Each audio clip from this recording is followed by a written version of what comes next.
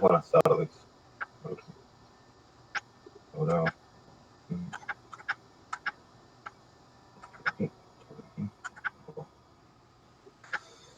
Muy bien. A ver, un momentito, quiero aquí unas cuantas cosas.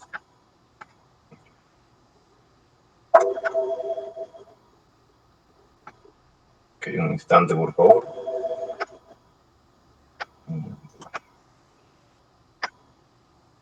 Y creo que ya nada más.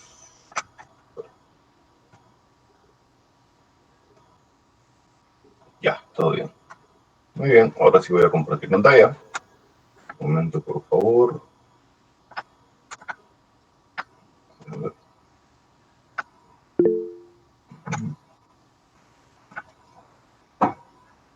Buenas tardes, buenas tardes. A ver, un instante. Creo que ya.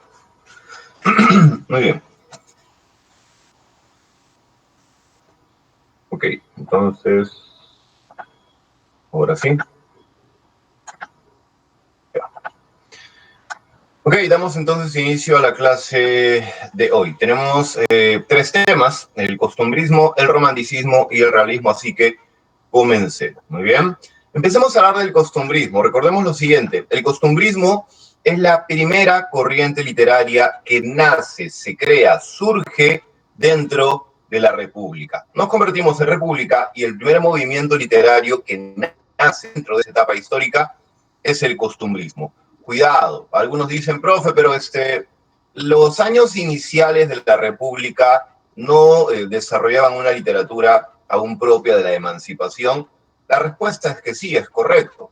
Durante los 4 primeros años de la época republicana, aún teníamos el desarrollo de ese periodo literario denominado emancipación. Sin embargo, recuerda lo que dije hace un instante. El costumbrismo es la primera corriente literaria que nace, se crea, surge dentro de la República. La literatura de emancipación no se creó dentro de la etapa republicana, no surgió dentro de la República, venía de una época anterior, obviamente, venía del virreinato, así que el costumbrismo es la primera corriente artística que nace dentro de la República. El costumbrismo aproximadamente va desde 1800 24 o 27, según algunos autores, hasta lo que sería 1848, en donde el costumbrismo vendría a ser desplazado por el romanticismo, que ya estudiaremos en un momento. Recuerda que el costumbrismo no se inventó en el Perú. El costumbrismo en realidad viene de España. Lo que pasa es que un autor llamado Felipe Pardo y Aliaga se encontraba en España, tuvo contacto con el costumbrismo español y al volver al Perú trajo consigo esta corriente literaria denominada el costumbrismo. Otro elemento importante es el siguiente. ¿Por qué se llama costumbrismo a este movimiento literario? Bueno, tiene que ver con lo siguiente. Éramos una nueva nación llamada Perú, y la pregunta que todos se hacían era, oye, ¿en qué consiste la identidad de este territorio llamado Perú? ¿Qué elemento de nuestra sociedad puede ser el fundamento, la base de una identidad nacional? El costumbrismo agrupa a aquellos escritores que responden a esa pregunta proponiendo lo siguiente. El costumbrismo agrupa a aquellos autores que plantean que nuestras costumbres, nuestros hábitos, nuestras conductas recurrentes constituyan el pilar fundamental de nuestra identidad. Por eso el nombre de costumbrismo a esta corriente literaria, porque agrupa a aquellos escritores que proponen que sean nuestras costumbres, nuestras conductas recurrentes, nuestros hábitos, las que expresen, brinden una imagen de la identidad nacional de este novedoso territorio llamado Perú. Así que si hay algún elemento de nuestra sociedad que deba manifestar la identidad peruana, ese elemento son nuestras costumbres, nuestros hábitos. Aunque ciertamente hay que ser sinceros. Esto es aplicable a un individuo o también a un colectivo, a una nación. Tus costumbres, tus hábitos forman parte de tu identidad, es algo innegable. Pero también es innegable que, bueno, como parte de nuestra conducta tenemos no solamente buenos hábitos, sino también hábitos negativos. No todas nuestras costumbres son positivas, expresión de una virtud, sino que también tenemos costumbres negativas, que prácticamente son consecuencias de nuestros defectos. Entonces, si las costumbres van a expresar la identidad nacional peruana, obviamente queremos dar una buena imagen de nuestra nación. Por eso debemos conservar las buenas costumbres. Por esa misma razón tenemos que describir, criticar los malos hábitos. La idea sería la siguiente. Lector, yo describo y me burlo de estos malos hábitos en mi obra. Lector, tú te ríes de esas malas costumbres. Lector, estás aprendiendo que ese mal hábito, esa mala costumbre, no puede formar parte de tu comportamiento. Es más, lector, si tú erradicas ese mal hábito de tu conducta, bueno, en tu comportamiento solo quedarán las buenas costumbres y esos buenos hábitos tuyos van a contribuir a dar una buena imagen de la nación peruana ante el resto de naciones ya constituidas. Por eso se dice que el costumbrismo tiene un fin didáctico y moralizante. A través de comedias, artículos de costumbres, poemas satíricos, los autores del costumbrismo peruano, Segura, Opardo y Aliaga, están dejando una enseñanza al lector, lo están instruyendo. Lector, tú tienes que asimilar un aprendizaje luego de leer nuestras obras. Y esa enseñanza tiene que ver con, mira este mal hábito, yo me burlo de esta mala costumbre, tú te ríes de este mal hábito al leer mi obra, lector, acabas de aprender que ese hábito no puede formar parte de tu conducta. Si erradicas esa mala costumbre, solo conservarás los hábitos positivos y esos buenos hábitos expresarán una buena imagen de la identidad peruana. Así que eso sería en resumen el costumbrismo, al menos en sus rasgos más importantes. Cuidado, recuerda que el costumbrismo tiene un gran apego por lo inmediato. ¿Qué significa apego por lo inmediato? Recuerda, lo inmediato es lo más cercano, lo más próximo. Ahora, ¿qué es lo más inmediato a nivel temporal? El presente, lo actual. ¿Qué es lo más inmediato, lo más cercano a nivel espacial? Propia nación, tu propia sociedad. Cuando decimos que el costumbrismo tiene un gran apego por lo inmediato, eso significa que los costumbristas lo que hacen es prestarle atención al presente nacional. El costumbrismo no te habla del pasado, porque el pasado no es una época inmediata, es una época distante, lejana. El costumbrista no va a criticar hábitos de la colonia, hábitos del incanato, no. Habla de lo más inmediato, y lo más inmediato a nivel temporal es el presente. Obviamente me refiero al presente de aquella época. El costumbrista tampoco le va a prestar atención a territorios extranjeros, a culturas exóticas, distantes de lo nuestro, no. El costumbrista te habla a nivel espacial de lo más inmediato y lo más próximo a nivel espacial es nuestro propio territorio. Así que el costumbrista solo va a describir, va a juzgar, se va a mofar de hábitos que formen parte del presente peruano. A ver, Stanley me dice, juzgaban una costumbre para ver si esta puede salir a ser conocido por el mundo. Sí, sería otra manera de decirlo. Voy a evaluar una costumbre y juzgo si es que es buena o no. Si no es buena, hay que erradicarla. Si es un buen hábito, hay que conservarlo para que obviamente brinde una buena imagen de la nación peruana. Los costumbristas tenían pensamiento nacionalista. Recuerden, el costumbrismo quiere expresar lo nacional a través de las costumbres. Para que solo queden las buenas costumbres, hay que erradicar los malos hábitos. Por eso nos burlamos de estas malas costumbres en las obras, por eso queremos que el lector se ría de estos malos hábitos, porque un lector que se ríe de ese hábito acepta que ese hábito es negativo y por ende debe erradicarlo para así contribuir a dar una imagen nacional positiva a través de esas buenas costumbres que son las únicas que debemos conservar. Así que sí, hay cierta búsqueda de la identidad nacional. Por eso San Marcos literalmente dice que el costumbrismo busca expresar lo nacional. Y ya sabes, lo que debe expresar la identidad de la nación son las costumbres. Muy bien.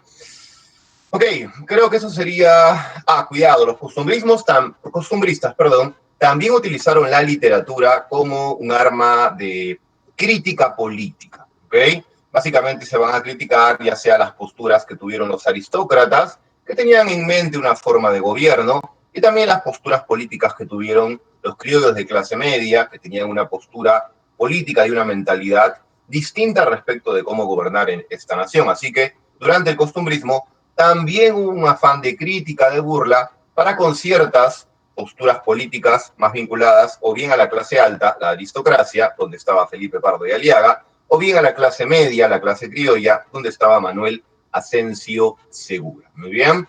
Ok, cuidado con el siguiente detalle. Dentro del costumbrismo va a destacar, número uno, el género dramático, a través de comedias como Ñacatita, o también a través de sainetes. Profe, ¿qué es un sainete? Recuerda que un sainete es una pieza cómica muy breve que se representa entre los dos actos de una obra más amplia. Por ejemplo, si yo voy a escenificar Ñacatita, que tiene 4 actos, termina el primer acto de Ñacatita, se baja el telón, los actores van a cambiarse, se va a cambiar la escenografía detrás del telón, pero eso puede tomar unos 15 o 20 minutos, para que no se pierda la vibra del público, la energía, la buena onda, si lo quieres llamar así. Voy a colocar un entremés, una pieza cómica de 15 minutos, así el público se mantiene atento, divertido, entretenido, conectado, se mantiene la vibra, la energía, si lo queréis llamar de esa forma, y bueno, se continúa con el segundo acto de Ñacatita. A nivel dramático, la comedia y el sainete son las especies teatrales más cultivadas. Luego tenemos en la poesía, la sátira, ya sabes que es un poema burlesco, o la letrilla. La letrilla es una sátira que tiene una estructura muy particular. Los versos deben ser octosílabos e incluyen un estribillo, un verso que se repite de cuando en cuando. Además del teatro, a través de la comedia, el entremés, a través de la poesía, a través de la sátira y la letrilla, tienes también el artículo o cuadro de costumbres. Para algunos el artículo o cuadro costumbrista tiene que ver con el periodismo, ¿ok? Pero si hubiera que ubicar el artículo o cuadro de costumbres en un género, bueno, lo ubicas en el género épico si hablamos de la clasificación que utiliza San Marcos. Si hablamos de la clasificación que utiliza Trilce, 5 géneros, ubicas al artículo de costumbre dentro del denominado género narrativo. Así que ya sabes, el artículo de costumbres o cuadro costumbrista, la poesía satírica y en el teatro la comedia y el sainete. Ok, bueno, aquí tienes algunos de los elementos usuales, habituales, acostumbrados en nuestro territorio, sobre el cual puede versar un artículo o cuadro costumbrista. Por ejemplo, el artículo costumbrista más famoso es Un viaje, que sabemos le pertenece a Felipe Pardo y Aliaga. Muy bien. Ahora, cuidado con el siguiente detalle. Felipe Pardo y Aliaga es el iniciador del costumbrismo peruano. De hecho, él trae el costumbrismo al Perú desde España y marca el inicio del costumbrismo con su obra Frutos de la Educación, una comedia en donde Felipe Pardo y Aliaga se revela como un aristócrata con mentalidad conservadora y también como un anticriollista. Porque en la comedia Frutos de la Educación, lo que hace Felipe Pardo y Aliaga es criticar la educación que los criollos le dan a sus hijos. Criticar cómo esta educación disque libertina de los criollos prácticamente pervierte, distorsiona, abre la sociedad peruana a una serie de malas costumbres, malos hábitos, según la mirada conservadora de Pardo y Aliaga. De hecho, ya casi toda la propuesta de la obra está en el título, Frutos de la Educación, producto de la educación libertina que la clase media criolla da a sus hijos. Estos pierden grandes oportunidades. Muy bien. Así que Felipe Pardo y Aliaga es un aristócrata, clase alta, por eso mismo no critica a su propia clase social, critica a la clase media, a la clase criolla, por abrirse a nuevas costumbres, que son un camino a la perdición según él, en lugar de conservar solo los hábitos que ya teníamos. Por eso hablamos de Felipe Pardo y Aliaga como un conservador. Se niega a aperturar la sociedad peruana a nuevos hábitos, cree que esos hábitos son un camino a la perversión. Un conservador quiere conservar, mantener los hábitos que ya tenemos. Muy bien, todo eso lo demuestra a través de su comedia Frutos de la Educación. En parte hablamos de una formación neoclásica, por ejemplo, debido al lenguaje que utiliza Pardo y Aliaga, un lenguaje castizo, respetuoso de la norma, un lenguaje que evita la jerga, ¿ok? Algo que, por cierto, nos permite oponer a Felipe Pardo y Aliaga frente a la figura de Manuel Asensio Segura. Ya luego veremos cómo Segura deja de lado un lenguaje castizo y le va a prestar atención a la jerga. Muy bien. A ver, ¿qué dice Edgar, padre del costumbrismo peruano? Sí, podrías llamar así a Felipe Pardo y Aliaga, el padre, el iniciador del costumbrismo. Son distintas maneras de apuntar a un concepto que es correcto. Es Pardo el que inicia el costumbrismo en nuestro territorio. Cuidado, Pardo y Aliaga cultivó el teatro, cultivó también la poesía y cultivó también el artículo o cuadro costumbrista. ¿En qué destacó Pardo? No en el teatro, no en la... no destaca en el teatro, ahí va a destacar Segura. Donde destaca Pardo es en el artículo de costumbres, Un viaje, y también destaca en la poesía satírica. Ahora, pregunta, ¿alguien recuerda cómo se llama el periódico en donde se publica el artículo de costumbres un viaje? ¿Cuál es el nombre del periódico en donde se publica ese artículo costumbrista denominado un viaje? ¿Alguna idea? Nombre del periódico en donde se publica el artículo cuadro costumbrista denominado un viaje. Edgar dice el Mercurio peruano. No, la respuesta es incorrecta. ¿Alguien más por ahí que quiere intervenir? Nombre del periódico en el cual Felipe Pardo de Aliaga publica el artículo de costumbres titulado Un viaje. El peruano no. En realidad tenía la respuesta en la diapositiva. Aquí está, el espejo de mi tierra. De hecho, la pregunta era casi un obsequio, porque ya había dicho yo que Frutos de la Educación es una comedia, ya había dicho que un viaje es un artículo de costumbres. Bueno, solamente tenías este elemento como respuesta posible de entre las que aparecen en la diapositiva. El espejo de mi tierra es un periódico que tuvo solo 2 números. Lo dirigía Pardo de Aliaga, él escribía todos los artículos. Prácticamente el espejo de mi tierra era una ametralladora a la hora de criticar las costumbres de la clase media. Porque Pardo de Aliaga, como un aristócrata, creía que las costumbres vulgares, libertinas de la clase media peruana dañaban la identidad de nuestra nación. Claro que luego va a parecer segura para plantear lo contrario.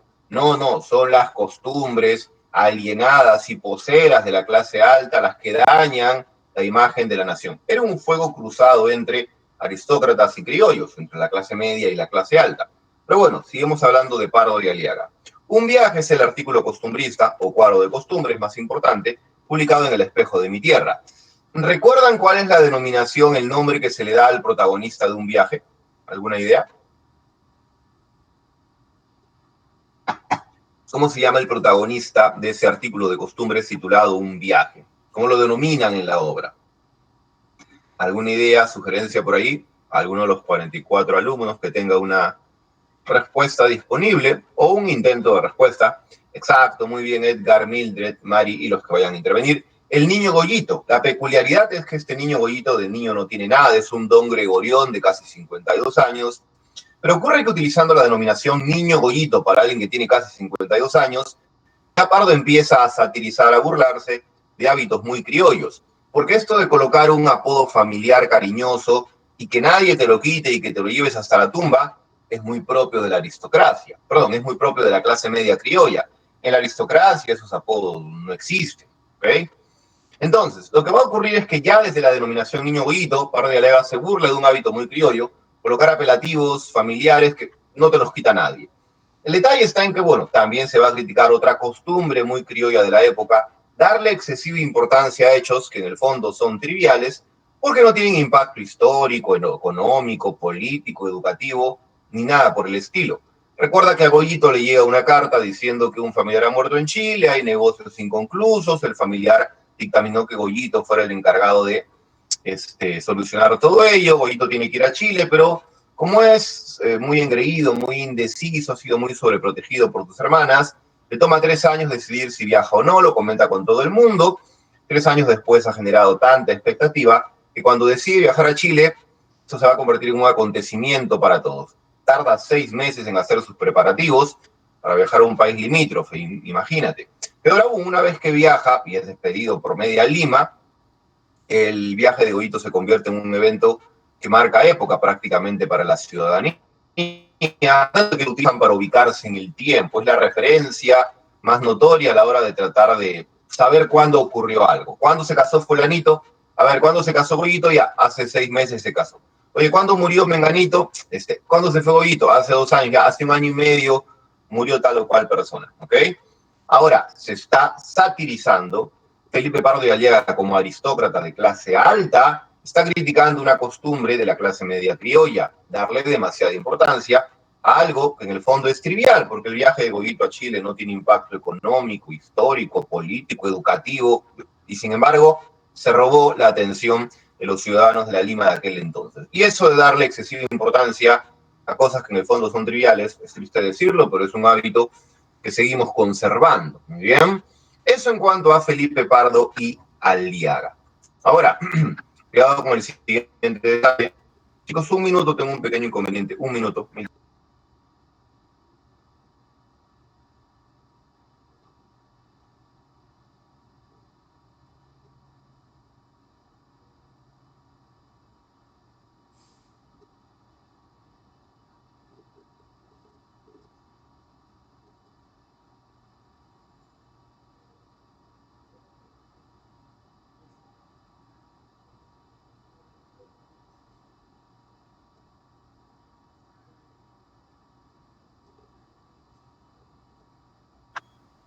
Ok, mil disculpas por el pequeño inconveniente. Tenía un tema que solucionar. Hemos hablado de Manuel Asensio Segura. Recuerda, Manuel Asensio Segura es conocido como padre del teatro peruano.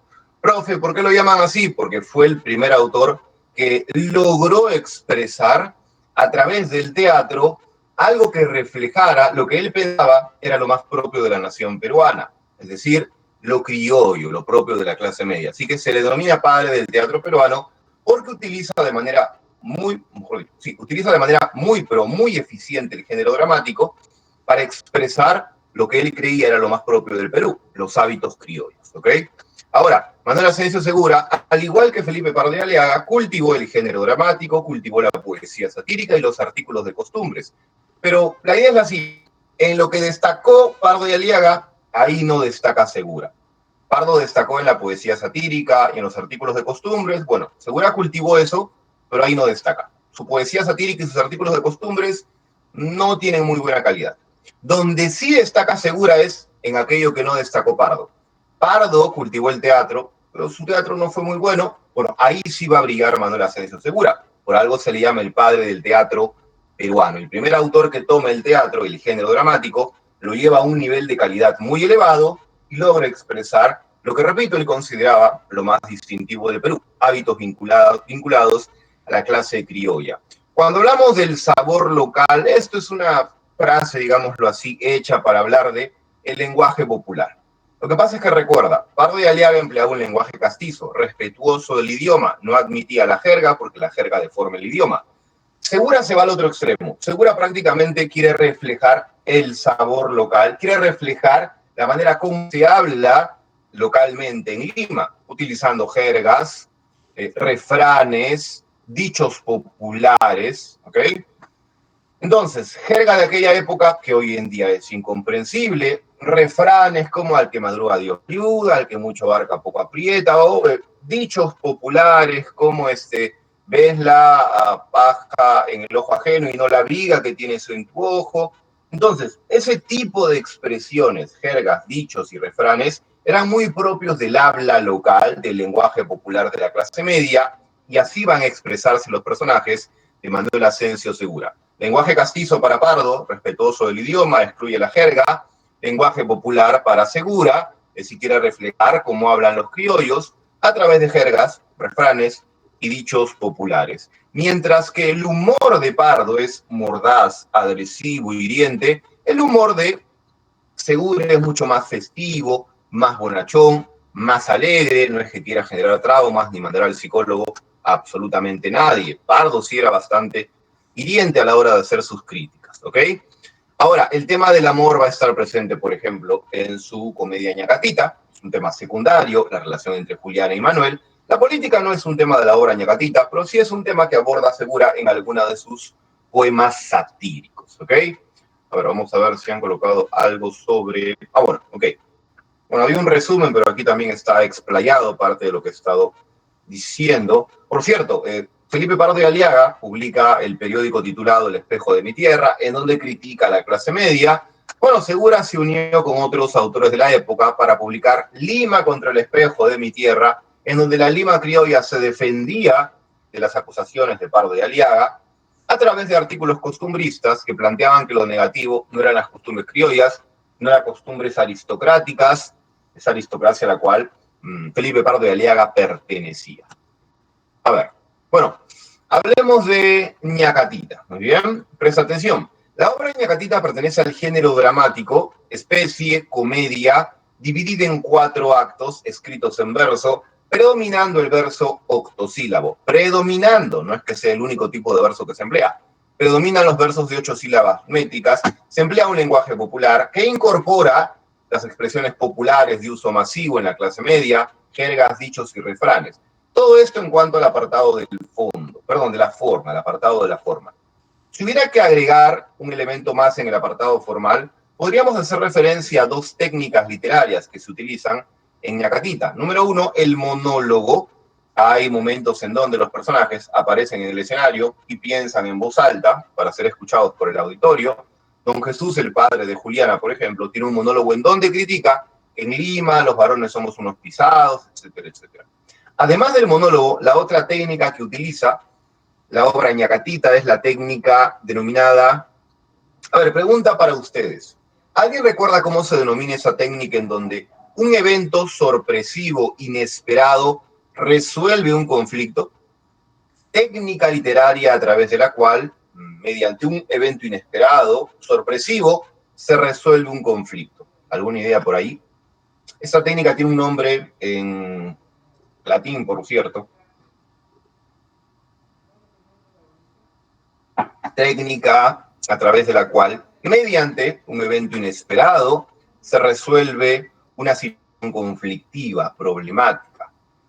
¿Alguna idea, alguna sugerencia? Muy bien, la respuesta que yo mismo me doy es, mejor la escribo para que les queden claros, ¿ok? Ya. El Deus ex machina. Recuerda, el Deus ex machina es una técnica que surge en la tragedia griega, pero en realidad ya no se limita, ya no se reduce al teatro, se puede utilizar en cualquier género.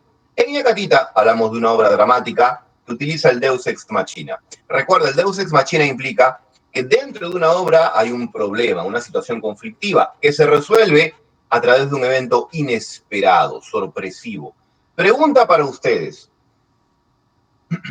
¿Cuál es el personaje que aparece de manera inesperada en Ñacatita y trayendo cartas permite resolver el conflicto de la obra? Repito, ¿cuál es el personaje que en Ñacatita aparece de forma inesperada y llega con cartas, contribuyendo así a resolver el conflicto central de la obra? ¿Alguna idea? Personaje de Ñacatita que llega con cartas y así, exacto, muy bien, Nayeli, Don Juan, ¿ok?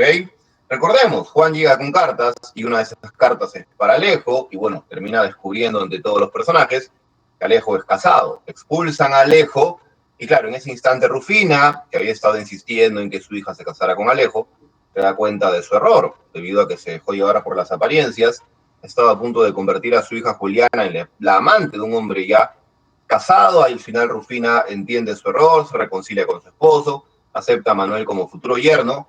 Lo que era una situación conflictiva en ese hogar se armoniza gracias a la aparición inesperada de Juan. ¿Ok? Muy bien, ahora, recuerda lo siguiente. Género dramático, especie de comedia, división en 4 actos, verso, predomina el octosílabo, lenguaje popular, técnica de monólogo y del Deus ex machina. Eso en cuanto a el apartado de la forma. En el apartado del fondo, recuerda que el escenario es la casa de Don Jesús y Doña Rufina en Lima, la Lima de la primera mitad del siglo XIX. ¿Okay? Otro elemento en el apartado del fondo vendrían a ser los personajes que, recuerda, funcionan varios de ellos como arquetipos. Profe, ¿qué es un arquetipo? Un arquetipo es un personaje que se ha convertido en un modelo porque representa a la perfección un comportamiento. Por ejemplo, Ñacatita es un personaje, pero también es un arquetipo, ya que Ñacatita es el modelo perfecto que representa cómo se comporta una alcahueta. Recuerda que alcahueta, bueno, se puede entender de distintas maneras, una persona chismosa, intrigante, pero también alcahueta es una persona que se encarga de unir a otras dos en una relación, ¿ok? Y bueno, Ñacatita utiliza el chisme, la intriga, la mentira para tratar de unir a dos personas en una relación, a Alejo y a Juliana. En cuanto al argumento, ya de manera más ordenada, el argumento también se encuentra en el apartado del fondo, del contenido, no lo olvides. Al inicio de la obra nos muestran básicamente discutiendo a Doña Rufina y Don Jesús. Están discutiendo por el futuro matrimonial de Juliana. Doña Rufina quiere que su hija Juliana se case con Alejo. Para Doña Rufina, Alejo es un hombre del mundo, casi un extranjero, sabe de idiomas, su ropa viene de 5 continentes distintos, ha tenido educación europea. Pero ocurre que Don Jesús apoya la idea de que su hija Juliana se case con Manuel, por 2 razones. Porque Juliana tiene una relación con Manuel, no sería un matrimonio impuesto. Número 2, Don Jesús prácticamente ha criado a Manuel, sabe que es un buen hombre. El detalle está en que en algún momento Alejo le va a pedir a Ñacatita la ayuda para destruir la relación de Juliana y Manuel. La idea es que si Ñacatita logra romper esa relación, Alejo la va a recompensar. Por cierto, Mercedes es criada y confidente de Juliana. Juliana le confía a Mercedes todo lo relativo a su relación con Manuel, ¿ok?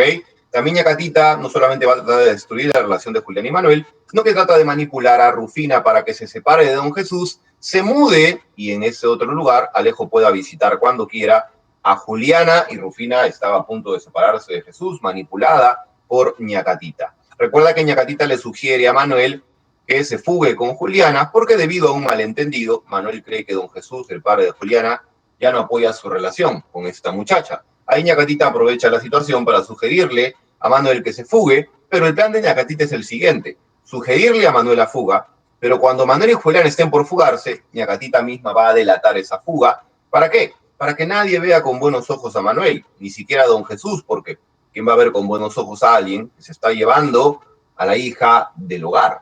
Y efectivamente, cuando Manuel y Julián estaban por irse, Ñacatita grita muy, muy fuerte: Manuel, Julián, ¿a dónde van? Aparece don Jesús, aparece Rufina, todos están discutiendo.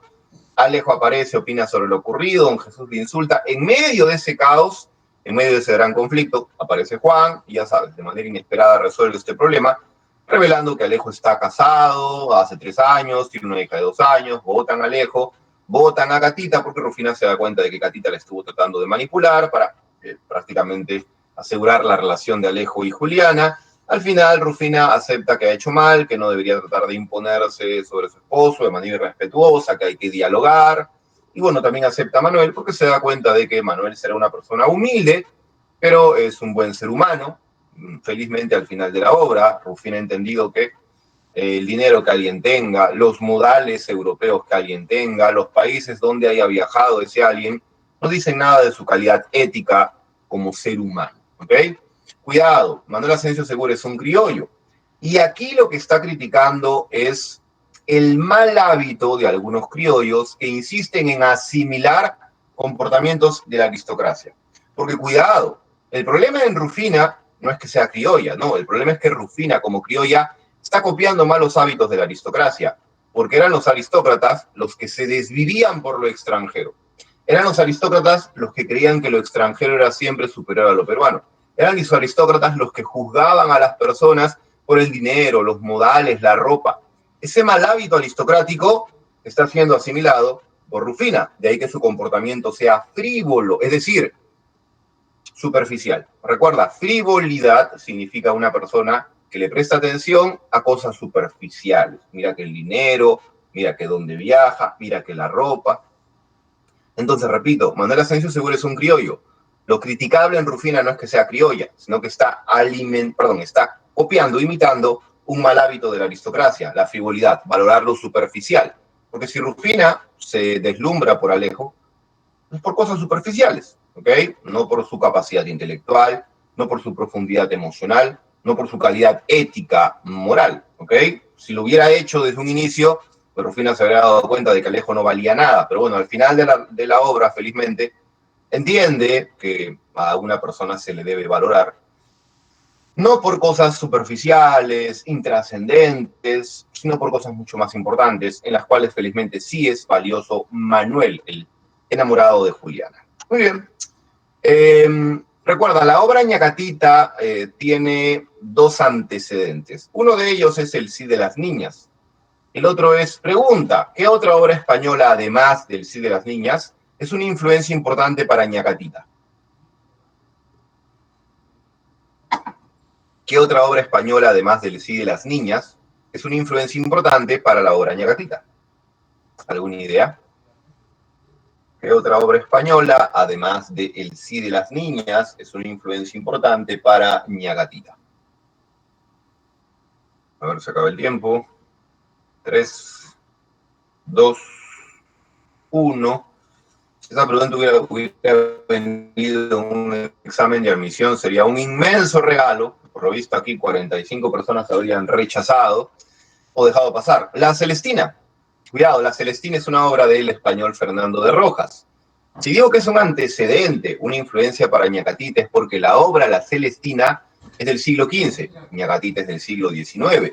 Ya desde 4 siglos antes, Fernando de Rojas había utilizado una vieja alcahueta chismosa como protagonista, así que la obra Ñacatita está influenciada por la obra española La Celestina.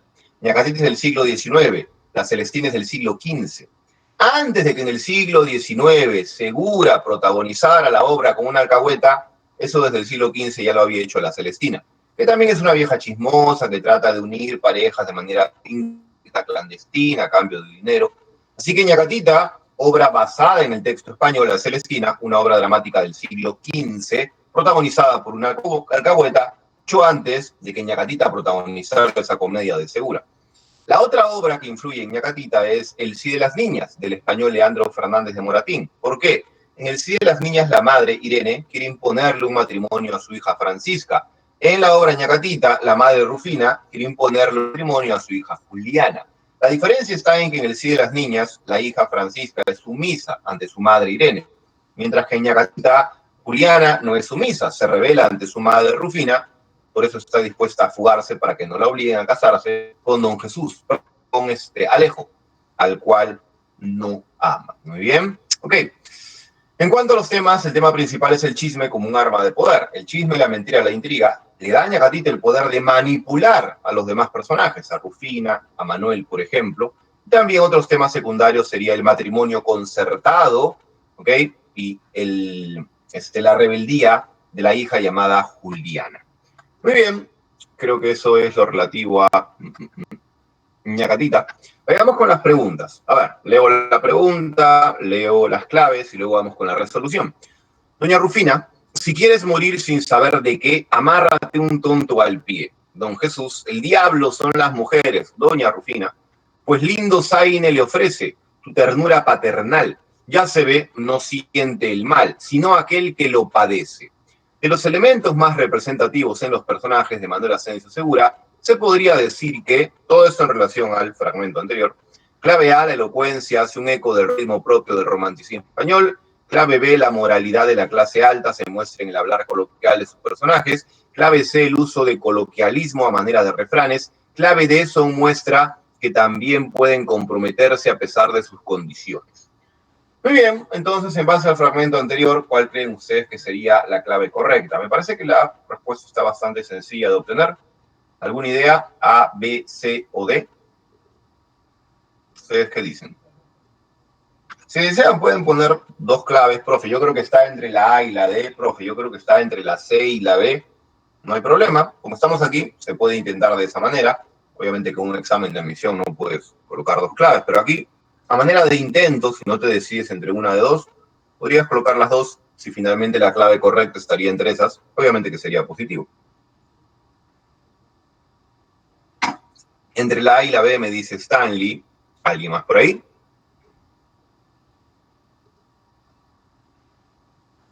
¿Alguna otra persona?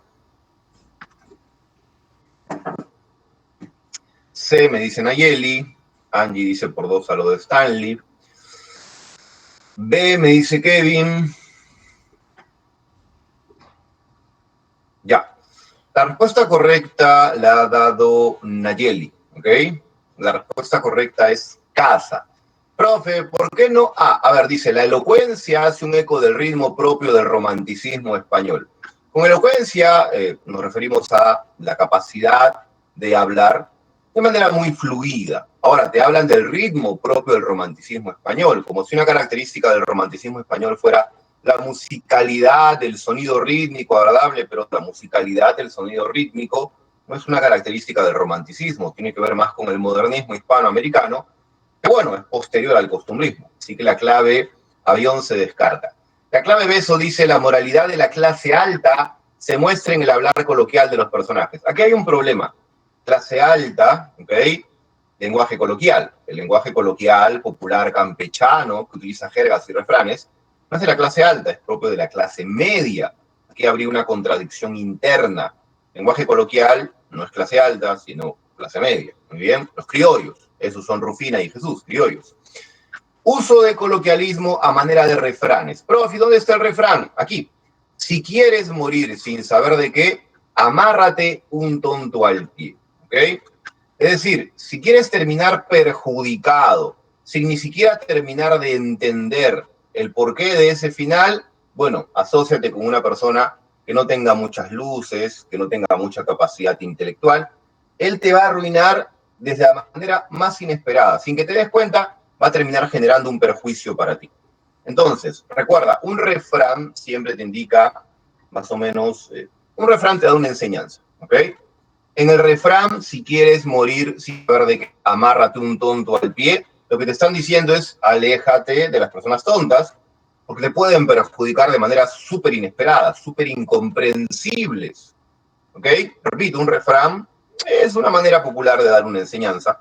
Aquí lo que te están dando es una enseñanza, una advertencia. Aléjate de las personas que procedan de manera tonta porque te van a perjudicar, ¿ok? De manera incomprensible. Por eso dice, si quieres morir sin saber de qué. Así que hablar a través de refranes era algo muy propio del lenguaje coloquial popular de los criollos de la clase media de aquel entonces, ¿ok? La clave dedo se descarta porque, bueno, aquí no se está hablando absolutamente nada que tenga que ver con el compromiso de, por ejemplo, Manuel y Julián. Vayamos con la pregunta 2. Manuel Asensio Segura recurre a personajes fácilmente reconocibles, no solamente de su época, sino que también perduran en la sociedad limeña. Por un lado tenemos a doña Catalina, ñacatita, como muestra de ello, pero también puede considerarse a otra alcahuete en la historia. La verdad, doña Rufina, bueno, acá han todo, colocado todo, ¿va? Clave A, doña Rufina, clave B, Juliana, clave C, Mercedes, clave D, Sempronio. Creo que está fácil la respuesta. Yo creo que es la A, B, C o D, ¿ok? A, B, C o D. ¿Qué dicen ustedes? Stanley dice que es la A, doña Rufina. ¿Alguna otra idea? ¿Alguien que refuerce la clave de Stanley? ¿Alguien que piense en otra clave?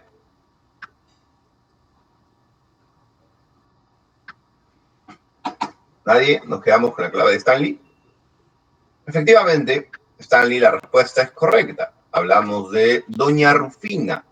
¿Por qué? Porque recuerda, desde antes de que aparezca ñacatita, ya doña Rufina quiere unir a Alejo y a Juliana, ¿ok?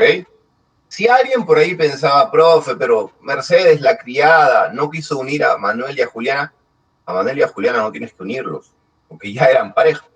Y la idea del alcahuete es, voy a unir a dos personas. Eso lo quiere hacer obviamente ñacatita, pero Rufina también, porque recuerda, se ha dejado llevar por las apariencias impactantes de Alejo. Así que excelente, Stanley. La respuesta es avión. Ok, me refiero a la clave avión en términos correctos. Sabemos que las tres restantes serían otras.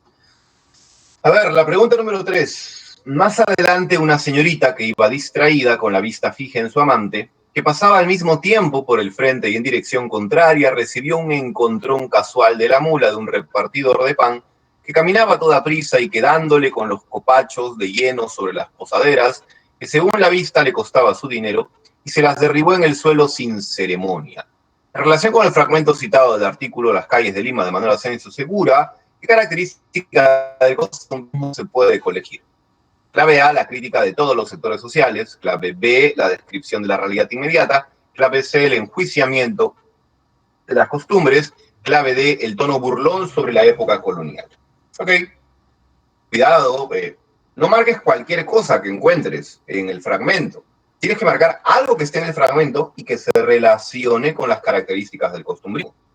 Porque, cuidado, podría haber una clave que te señale algo presente en el fragmento, pero que no sea muy típico del costumbrismo. No podrías marcar esa clave.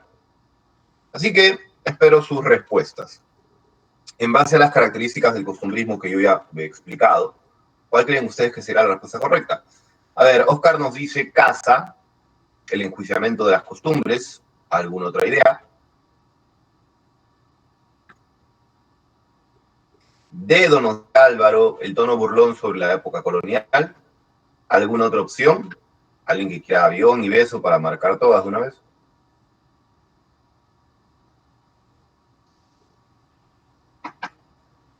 Stanley dice dedo también.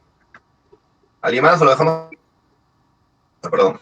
3, 2, 1. Mildred dice casa, Mari dice dedo. La respuesta correcta vendría a ser beso. La descripción de la realidad inmediata. Profe, ¿por qué no puede ser dedo? Recuerden lo que les dije. El costumbrismo tiene un gran apego por lo inmediato. ¿Qué implica lo inmediato? Voy a hablar de costumbres actuales, lo más inmediato es el presente a nivel temporal. Voy a hablar de costumbres de mi territorio, lo más inmediato a nivel espacial es mi propia sociedad. ¿Ok? Entonces, los costumbristas no lanzan la mirada a la colonia, al virreinato. Ellos hablan de la época actual. Eso descarta la clave dedo, que es la que extrañamente han marcado en mayor cantidad, a pesar de que yo al inicio recalqué lo inmediato y qué significaba. A ver, la otra clave es la clave casa, el enjuiciamiento de las costumbres. Cuidado, para hablar de enjuiciamiento tendría que darse una opinión o transmitir un tono de burla respecto de algún comportamiento, ¿ok? Ahora, aquí lo que se está haciendo es, más que nada, la clave beso. Te describen como una señorita miraba a su amante, pero bueno, de pronto aparece una mula con un repartidor de pan, se tropiezan y se caen. ¿Ok? Ahora, eso no es un enjuiciamiento, no es que se esté dando una opinión valorando de manera negativa y satírica lo que ocurre, no, es solo una descripción de la realidad inmediata. Era propio de la época que un repartidor llevara pan con su mula, ¿ok? Bueno, se tropieza con la señorita y se cae. Así que cuidado, la clave vendría a ser beso. Profe, pero dice su amante. Ah, cuidado, la palabra amante se puede entender de dos maneras. Antiguamente, amante no se entendía como se entiende hoy. Amante era la persona a la cual amas. Hoy en día sí, amante tiene una connotación distinta. Aquel tercero o aquella tercera que se mete en la relación. Pero número uno, amante en aquella época se entendía de otra manera. Además, número dos, aunque significara amante en términos de una tercera persona en tu relación, el texto no está diciendo que tener un amante esté bien o que esté mal, ¿ok? Solamente mencionan su amante. Incluso aunque se refiriera, repito, a una tercera persona, no están diciendo esta infiel del demonio, esta adúltera, esta promiscua se cruzó con el tercero en discordia. No, no. La señorita estaba mirando a su amante, se tropezó, se cayó con alguien que repartía pan con una mula. Descripción de la realidad inmediata. Porque eso de alguien cruzando las calles, repartiendo pan sobre una mula, era muy propio de la realidad inmediata de aquella época, la República en la primera mitad del siglo XIX. Profe, no me queda claro lo de la inmediatez. Justo lo acabo de explicar. O sea, si yo te digo que hoy en día, en la actualidad, algo habitual es que una persona pase con una mula repartiendo pan, tú me dirías, profe, un momento, eso no es propio de nuestra realidad inmediata, eso no es algo habitual en nuestra sociedad limeña. Pero ¿qué pasa si yo te hablo del presente de aquella época, del presente relacionado con la primera mitad del siglo XIX? Si era muy propio de la realidad inmediata del presente de aquel entonces, que una persona caminara con una mula repartiendo pan, se ganara la vida de esa manera. ¿Se entendió mi explicación acerca de la inmediatez, Angie? Sí, no, más o menos. Tú dirás, resolver tu duda. No, ok. Yo iba a decir la B, pero me hizo dar como el dato característica del costumbrismo. Ah, ok, entiendo. Recalco lo de la realidad inmediata, por si alguien más tiene alguna duda. A ver, una característica del costumbrismo es prestar atención a la realidad inmediata, el presente de nuestra sociedad. Hasta ahí todo bien. Profe, ¿de qué manera la realidad inmediata está siendo descrita aquí? Algo muy propio de la sociedad limeña de aquel entonces era que una persona repartiera pan transportándolo sobre una mula. Aquí te cuentan cómo se tropieza porque una señorita se distrajo mirando a la persona que quería. ¿Ok? Lo clave para relacionar esto con la realidad inmediata, con el presente de aquella época, es lo que estoy recalcando hace rato. Alguien que reparte pan en una mula, cruzando las calles. Eso no es propio del presente actual, del siglo XX, pero sí es propio de lo que era el presente, la realidad inmediata, para la época de Manuel Asensio Segura. ¿Ok? Muy bien. Ya. A ver, entonces espero que haya quedado claro. Vayamos con la pregunta número 2. Ya, de nada, Angie, felizmente se entendió. Pregunta número 2. Niñas que leyendo aquesto mostraron ceñudo el gesto, sí, las hay. Pero que de lo leído saquen el fruto debido, no las hay. Niñas pulidas y bellas como el sol y las estrellas, sí las hay. Pero de tal condición que no tengan presunción, no las hay. En relación con el poema A las muchachas de Manuel Asensio Segura, podemos evidenciar, clave A, el tono satírico con el que se habla de las personas unidas, clave B, la intención burlesca con la que se elogian las viejas costumbres, clave C, la enseñanza moral que va dirigida a las muchachas de Lima, clave D, el interés por describir a las jóvenes de la declinante clase alta. Ok, 4 claves, un fragmento, pregunta tipo deco, ustedes dirán avión, beso, casa o dedo, o ya saben, si quieren quedarse entre 2 claves también podrían afirmarlo. ¿Alguna idea?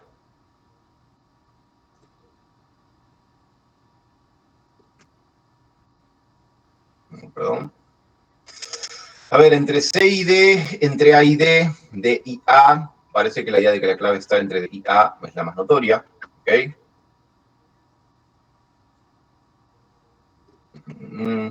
A, ¿ok? ¿Alguien más? ¿Lo dejamos ahí? Ustedes dirán.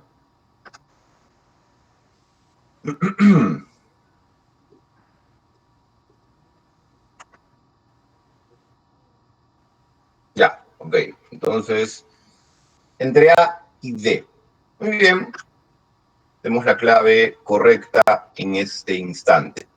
A ver, la clave correcta no puede ser D. ¿Por qué? Porque cuidado, yo tendría que poder sustentar aquí, con base en el fragmento, que me están hablando de una clase alta declinante. Repito, si yo quiero afirmar que aquí se habla de muchachas que forman parte de la clase alta declinante, yo diría, oye, ¿y de qué manera podría yo asociar esto con la declinante clase alta? ¿Ok? Hay una limitación. No tengo una base en el fragmento para afirmar que se habla de la clase alta. ¿Ok? Me dicen niñas pulidas y bellas, es decir, niñas hermosas. ¿Ok? Con niña, cuidado, no se refieren a una infante, sino que en aquella época las señoritas las podías denominar niña. Cuidado con ese detalle. ¿Ok? Entonces, no puedo sustentar con base en el fragmento que se está hablando de la clase alta, porque me hablan de niñas hermosas, señoritas atractivas, en otras palabras. ¿Ok? A ver, vamos a descartar la clave casa. La enseñanza moral que va dirigida a las muchachas de Lima. La enseñanza moral implica que yo te estoy diciendo, tú tienes que hacer esto, ¿ok? De manera específica, procede de esta manera, porque esto es lo correcto. Pero más que eso, lo que encontramos es la clave avión. El tono satírico con el cual se habla de personas presumidas. Una burla. Señoritas que se enfurezcan leyendo esto, sí las vas a encontrar, ¿ok? Señoritas que saquen una lección de esto, no vas a hallar, ¿ok? Señoritas hermosas, sí hay. Señoritas que no presuman su belleza, eso no hay, ¿ok? Entonces, no hay manera que alguien obtenga una enseñanza de este fragmento, porque las únicas que deberían aprender algo de ello, las señoritas atractivas, no lo van a aprender porque insisten en ser presumidas. Y eso es lo que se está criticando, de eso se está burlando el autor. Así que repito, la clave vendría a ser avión. Hay una sátira, una burla respecto de aquellas personas que son presumidas, que tienen belleza y además son vanidosas. Y bueno, esta inmensa vanidad, esta inmensa capacidad de ser presumidas, les impide obtener cualquier enseñanza de este fragmento. Muy bien, hablemos ahora del romanticismo peruano. Cuidado con el siguiente detalle. El romanticismo peruano va de 1848 hasta lo que sería 1879. Profe, ¿por qué el romanticismo termina en 1879? Porque ahí se inicia la guerra con Chile, que recuerda va a paralizar cualquier actividad literaria de carácter colectivo. Muy bien. Ahora, el romanticismo peruano no es completamente original porque recuerda, el romanticismo peruano tiene mucha influencia del romanticismo español y francés. Por ejemplo, nosotros tuvimos en el romanticismo peruano dos vertientes. Pregunta para ustedes, ¿alguien recuerda cuáles son las dos vertientes del romanticismo peruano? ¿Alguien recuerda cuáles son las dos vertientes del romanticismo peruano? ¿Alguna idea? ¿Cuáles son las dos vertientes internas al romanticismo peruano? Espero alguna respuesta en el chat, si alguien se anima a intervenir. ¿Cuáles son las dos vertientes del romanticismo peruano? Un momento, por favor.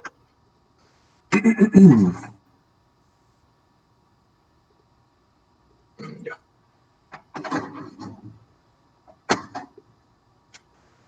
Ya.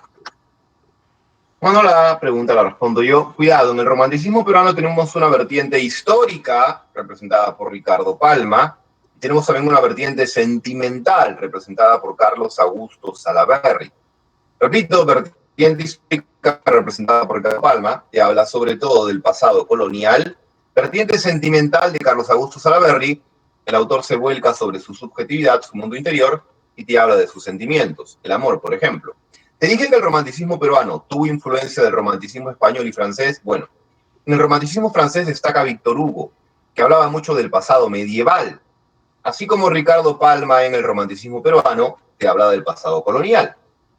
En el romanticismo español tuviste a Gustavo Adolfo Bécquer, con un lenguaje sencillo, hablaba sobre el amor. Aquí tienes a Carlos Augusto Salaberry, que también, con una notoria sencillez expresiva, con un estilo muy accesible, te habla también del sentimiento amoroso. Así que el romanticismo español influye en la vertiente sentimental, Carlos Augusto Salaberry, influenciado por Bécquer. El romanticismo francés, Víctor Hugo, influye en la vertiente histórica de Palma, que le presta atención al pasado. La primera novela romántica se llama El Padre Orán, que pertenece a un autor cusqueño, Narciso Aréztegui. El padre Orán es un cura que, bueno, dominado por el sentimiento amoroso, termina haciendo algo irracional, mata a la muchacha a la cual amaba porque sencillamente quería a una persona distinta del padre. Al padre Orán, obviamente, la muchacha no lo amaba porque es un cura, ¿ok? Pero bueno, cuidado. El romanticismo peruano tiene como contexto la llamada prosperidad falaz. Sabemos que esto implicó una bonanza económica por el guano y el salitre. Cuidado con el siguiente detalle.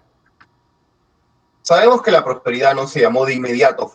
No es que apenas tuvimos dinero por el guano y el salitre, las personas dijeron, esa prosperidad no nos va a llevar a nada. No, no, no. Se creía que la prosperidad era real, que iba a tener un impacto trascendente en la nación peruana. Obviamente pasaron las décadas, los historiadores volvieron la mirada a aquel entonces y dijeron, no, esa prosperidad fue falaz, fue falsa, no tuvo impacto alguno en nuestra historia.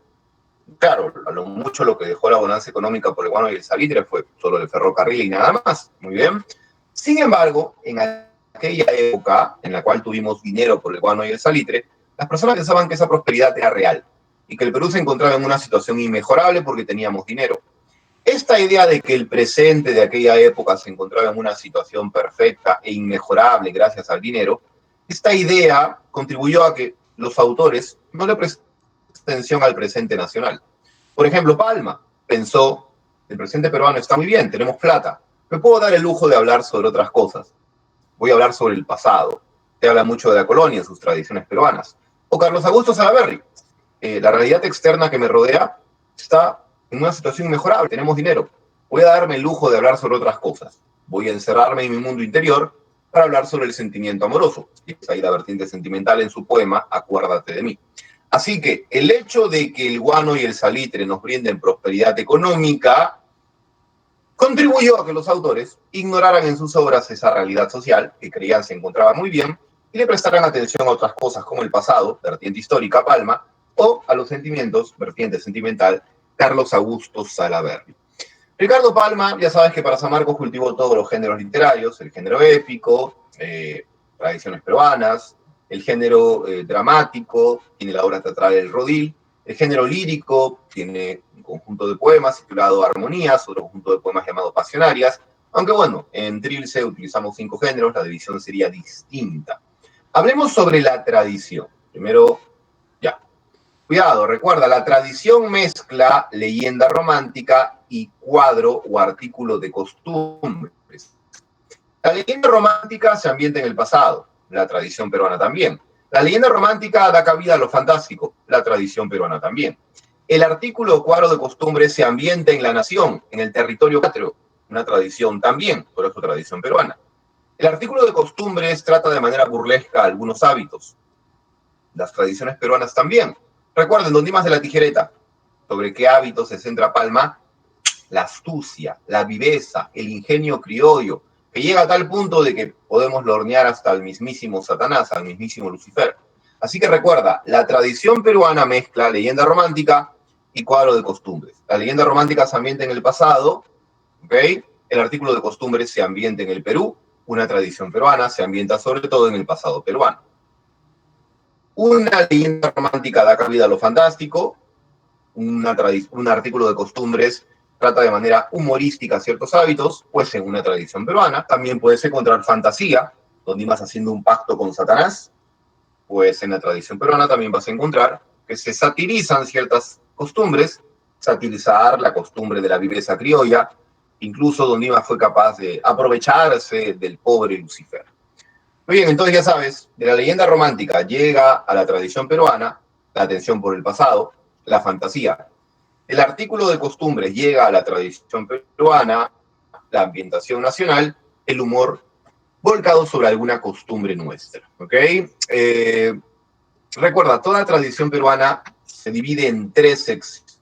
Primero, la presentación. Segundo, la digresión histórica. Tercero, la anécdota.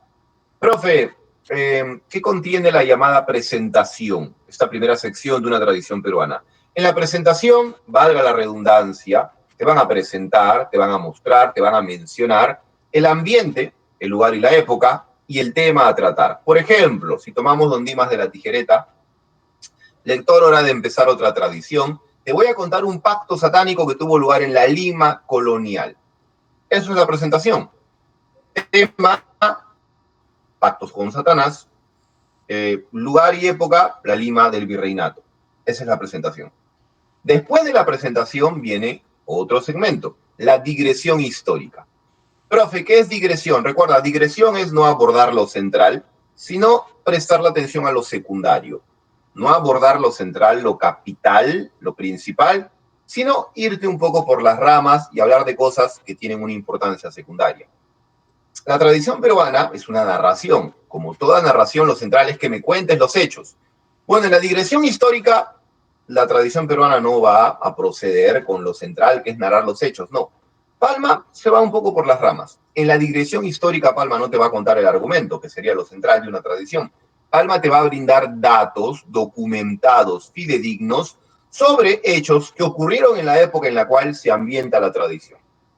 Lector, antes de contarte el argumento y cómo Don Dimas lo reunió a Satanás, lector, permíteme antes darte algunos datos sobre la época en la cual Don Dimas hizo un pacto con Lucifer. Mira, lector, por aquella época hubo una rebelión en la sierra, se acercaron los piratas, hubo un fuerte sismo, subió el precio de los alimentos. Una vez que Palma te ha brindado datos documentados sobre el contexto, se acabó la digresión, recién ahí Palma va con la anécdota. Lo central, contarte los hechos. Mira, lector, lo que pasa es que Don Dimas era un escribano ya anciano, se enamoró de una muchacha muy joven llamada Visitación. Bueno, lamentablemente en algún momento Visitación ya no le hacía caso a Don Dimas le prometió su almilla a Satanás. Satanás envió un demonio llamado Lilith para que hiciera un pacto con Don Dimas le promete su almilla, Lilith creía que almilla era diminutivo de alma, al final Don Dimas consigue 3 años de amor con Visitación, pero a la hora de entregar su alma, Don Dimas dice que no, que él dijo almilla y que almilla no es alma, que almilla es un pequeño chaleco. Al final Lilith se lleva a Don Dimas al infierno, le explica el problema a Satanás, Satanás consulta el diccionario, la Constitución y se da cuenta de que sí, pues Don Dimas se aprovechó de él porque almilla no era diminutivo de alma, sino una pequeña prenda, lo único que obtuvo Satanás a cambio de haberle dado 3 años de amor a Don Dimas con Visitación. ¿Ok? Esa es la anécdota, contarte la historia. Así que cuidado, toda tradición peruana tiene 3 partes. Presentación, te menciono el tema, pacto satánico, el ambiente, el lugar y la época, la Lima colonial. Digresión, no te voy a contar el argumento, todavía no.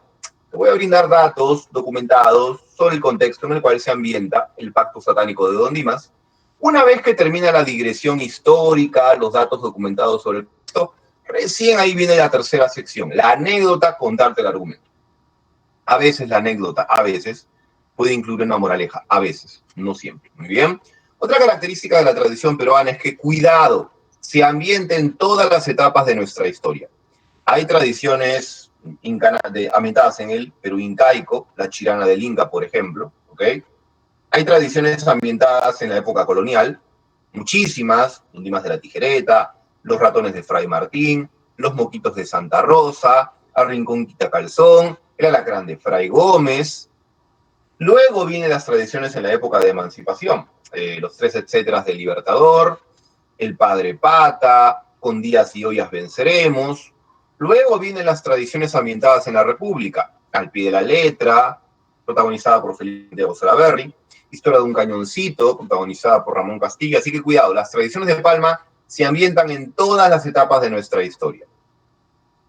Pero, sobre todo, se ambientan en el virreinato, en la colonia. Cuidado con ese matiz. Las tradiciones se ambientan en todas las etapas históricas del Perú, pero se centran en la colonia. Muy bien, de las 455 tradiciones que escribió Palma, casi 400 se ambientan en el virreinato. Ahí están algunas de las más famosas, como Don Dimas de la Tijereta, que hace un instante comenté. Otra característica de la tradición peruana es que hace gala de la llamada oralidad. Recuerda, oralidad es cómo te expresas al hablar. Cuando tú lees las tradiciones peruanas, parece que el narrador estuviera dialogando, hablando contigo. Así como un criollo al hablar empleaba refranes, jergas, dichos populares, el narrador de una tradición peruana parece que estuviera dialogando, hablando contigo porque emplea jergas, refranes, dichos populares. A esto se le llama oralidad. El narrador parece estar hablando, dialogando conmigo. Y así como los criollos al hablar empleaban jergas y refranes, pues el narrador de la tradición peruana también lo hace. Muy bien. Ok. Creo que eso sería central, lo central sobre las tradiciones de Palma. Quizá agregar lo siguiente. En las tradiciones de Ricardo Palma hay un defecto. Y el defecto es que sus tradiciones carecen de perspectiva histórica. ¿Qué significa esto? Cuidado, alguien dirá, profe, pero ¿cómo que las tradiciones peruanas no tienen perspectiva histórica, profe? Hablan del pasado. Profe, se ambientan en etapas de nuestra historia. Cuidado. Para decir que un texto tiene perspectiva histórica, no basta con que hable del pasado o se ambiente en una etapa reconocible de nuestro devenir. No, no, no, no. Para decir que un texto tiene perspectiva histórica, que las tradiciones no lo tienen, para decir que un texto tiene perspectiva histórica, ese texto tiene que hablar del pasado, pero centrándose en hechos trascendentes que fueron claves para nuestra evolución, porque tuvieron un impacto tan grande que nos permiten entender el presente, como hoy llegamos a ser la nación que somos hoy. Así que un texto tiene perspectiva histórica cuando te habla de hechos trascendentes del pasado, hechos que permiten entender mejor cómo llegamos a ser la nación que somos hoy. Habiendo dicho eso, Palma no tiene perspectiva histórica, porque cuando Palma habla del pasado, te habla de hechos que pueden ser graciosos, divertidos, anecdóticos, pero son hechos irrelevantes, son hechos que no han tenido impacto alguno en la actualidad, ¿ok? Por ejemplo, en los ratones de Fray Martín, te habla de los milagros de San Martín de Porres. En el caso hipotético de que esos milagros fueran ciertos, ¿de qué manera los milagros de San Martín de Porres te permiten entender el presente peruano a nivel económico, educativo, histórico, político? De ninguna manera. Los milagros de San Martín no han tenido una trascendencia para la nación peruana, obviamente. Por ejemplo, en la tradición llamada del Padre Pata, ¿okay? San Martín se pelea con un cura Zapata. Esa rencilla, te cuenta la tradición del Padre Pata. ¿De qué manera esa rencilla entre el libertador San Martín y un cura permite explicar la evolución de nuestro país y entender mejor la sociedad actual? De ninguna manera. Así que recuerda, Palma carece de perspectiva histórica porque para tener perspectiva histórica hay que hablar de hechos trascendentes del pasado. Y Palma no hace eso, te habla de hechos que son irrelevantes. ¿Ok? Muy bien, creo que sería lo central acerca de las tradiciones peruanas.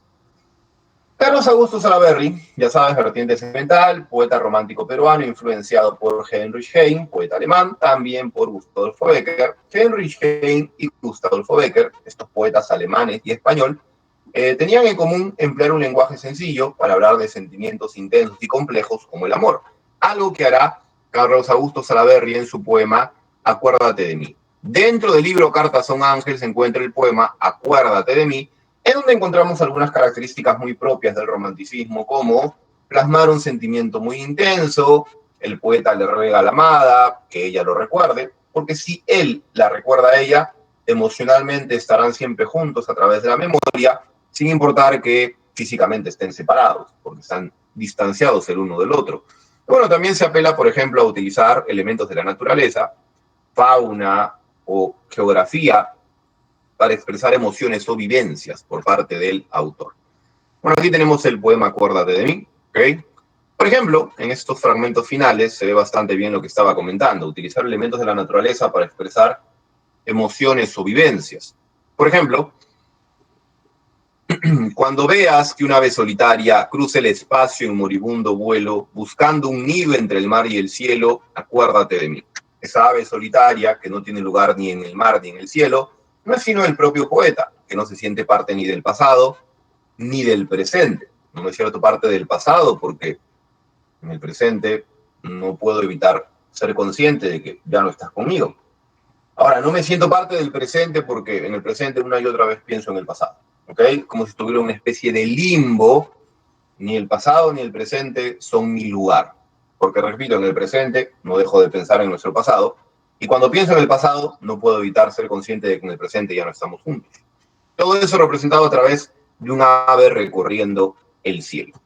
Ok, bueno, aquí me adelanté un poco a lo de la tradición. Creo que prácticamente todo lo que he desarrollado está presente aquí. Sí, prácticamente ya expliqué todo esto. Pasatismo recuerda que es atracción, gusto por el pasado, y obviamente es un autor de la República que está hablando mucho de la colonia. La lengua viva del pueblo, ya sabes, el lenguaje popular que incorpora jergas, refranes y dichos que prácticamente estaban presentes en las conversaciones, la oralidad criolla, dándole mayor vivacidad, mayor vida, mayor intensidad al lenguaje. Bueno, ahí tienes una serie de tradiciones peruanas, algunas de ellas ya las he mencionado. A ver, ¿esto qué es? Ratito, bueno, es un ejemplo de una tradición peruana. Por cuestiones de tiempo no lo vamos a leer. Vamos a hablar de lo que sería el realismo peruano. Bueno, están yendo directamente a González Prada. Primero hablemos del realismo peruano. No hay una diapositiva con las características del realismo, pero igual lo desarrollo de manera oral. Además que, bueno, estamos aquí con alumnos que ya tienen experiencia, es una retroalimentación de un contenido que ya han visto antes. Presta atención, el realismo se inicia en 1883, justo cuando termina la guerra con Chile. Se extiende el realismo hasta inicios del siglo XX. Así que cuidado, el realismo va de fines del siglo XIX, 1883, hasta la primera década del siglo XX, 1910. De hecho, el realismo no va a existir solo en la literatura peruana, convive parcialmente, en parte, convive con el modernismo. La diferencia es que el modernismo destacaba más en poesía, Chocano, mientras que el realismo va a destacar en ensayos, Prada, y también en novela con Clorinda Mato de Torner. Así que el realismo peruano se inicia luego de la guerra con Chile, ocupando la época denominada Reconstrucción Nacional. Obviamente que el realismo como movimiento literario no se inventa en el Perú, está importado desde Francia. Al igual que el realismo europeo, el realismo peruano tiene influencia del positivismo. Recuerda, el positivismo es una corriente filosófica que plantea que las disciplinas científicas son lo más importante porque nos permiten describir, analizar, conocer, entender la realidad. Por eso los autores del realismo peruano quieren aproximar la literatura a las disciplinas científicas. Vamos a utilizar ensayos y novelas para describir, analizar, conocer y entender mejor nuestra realidad social. Algo que en esa época, luego de la guerra con Chile, era súper necesario. Tenemos que describir de manera realista, objetiva, fidedigna, verosímil, el estado calamitoso en el cual se encuentra el Perú. Tenemos que analizar la sociedad peruana para entender cómo llegamos a este punto. Pero la idea no solamente es diagnosticar nuestros problemas, hay que proponer soluciones, ¿ok? De hecho, cuidado, el realismo tiene fin social y moral. Profe, ¿cuándo una corriente literaria tiene fin social? Cuando yo quiero que mi obra, además de crear belleza, tenga una utilidad para la sociedad en la cual yo vivo. Cuando mi obra se pone al servicio de las necesidades de mi sociedad. Lo que se necesitaba por esa época era renovar la nación, transformar el país. No íbamos a salir de la catástrofe que fue la guerra con Chile, insistíamos en seguir siendo el mismo país que habíamos sido entonces, arrastrando los mismos defectos. Si la necesidad del Perú es renovarse para superar la crisis, pues yo voy a poner mi obra al servicio de esa necesidad que tiene mi sociedad. El Perú necesita renovarse. Bueno, yo voy a diagnosticar problemas, voy a proponer soluciones que renueven nuestra nación. Así que recuerda, el realismo tiene fin social y moral. Es una obligación moral, ética del autor involucrarse con las necesidades de la sociedad peruana, planteando ideas que transformen nuestra nación. Que solo podríamos salir de ese estado crítico si nos transformábamos como país a nivel político, económico, educativo, científico y un largo etcétera, ¿ok? Obviamente, aquí el realismo tiene el llamado apego por lo inmediato. Lo inmediato, lo más cercano a nivel temporal, es el presente. Lo inmediato, lo más cercano a nivel espacial, es el país. Los autores del realismo peruano te hablan del presente patrio, porque el presente, tan crítico de aquella época, reclamaba la atención de todos. Por eso, fin social y moral. Es una obligación moral, ética del escritor atender, prestarle atención, involucrarse con la sociedad, poner su obra al servicio de las necesidades que tenía nuestra nación, y la gran necesidad era, hay que renovarnos. Por eso los autores diagnostican problemas, plantean ideas para solucionar eso y transformarnos como país. ¿Ok? Cuidado. Cuando los autores del realismo peruano describen y analizan objetiva, fidedignamente nuestra sociedad, ellos terminan dándose con la situación del indígena. Y claro, el indígena vivía en una situación marcada por la miseria, la humillación y la ignorancia. ¿Ok? Los autores del realismo peruano no van a discriminar al indígena.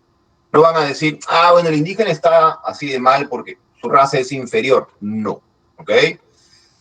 Los autores del realismo peruano no discriminan al indígena, hacen lo contrario, reivindican al indígena. Reivindicar es darle algo el lugar que se merece. Los autores del realismo peruano reivindican al indígena, le dan al indígena el lugar que merece. Pero ¿qué lugar merece la raza indígena? El mismo lugar que merece cualquier otra raza, porque no existen razas superiores ni inferiores. ¿Ok? Recuerda que González Prada dirá que la idea de que existen razas inferiores y superiores es una mentira creada por cerebros verdaderamente inferiores. Solo alguien muy tonto podría ser racista. Muy bien. Ok, ahora, los autores del realismo peruano son precursores del indigenismo. Antes de que el indigenismo peruano surgiera en 1920, ya desde antes, los realistas, González Prada y Carolina de Turner, defendían al indígena, reivindicando sus derechos humanos. El derecho a la educación, el derecho al respeto, etcétera, etcétera. Muy bien. Ahora, a los autores que dentro del realismo peruano reivindican al indígena se les llama indianistas. Cuidado, no vayas a decir, ah, González Prada es un indigenista. No, es un precursor del indigenismo. A los precursores del indigenismo, que están dentro del realismo, se les llama indianistas. Indianista fue González Prada, indianista fue Clorinda Mató de Turner. El indianismo defiende al indígena antes de que el indigenismo apareciera. Y el indianismo defiende al indígena de forma paternalista. ¿Qué significa esto? Que los realistas que defendieron al indígena pensaban que el indígena era como un niño indefenso, no podía valerse ni progresar por sí solo. El criollo, el limeño, actuando como un padre, tenía que educar al indígena. Es lo que un padre hace con su hijo. Así que los autores del realismo peruano que reivindican al indígena son denominados indianistas. Los indianistas reivindican al indígena de manera paternalista, creyendo que el indígena no puede progresar por sí solo, necesita que alguien, el limeño, actuando como un padre, lo proteja y lo eduque para que recién ahí el indígena progrese. Ya en la próxima clase veremos cómo el indigenismo va a criticar esta mirada paternalista, esto de creer que el indígena no puede por sí solo y que depende del limeño. Muy bien.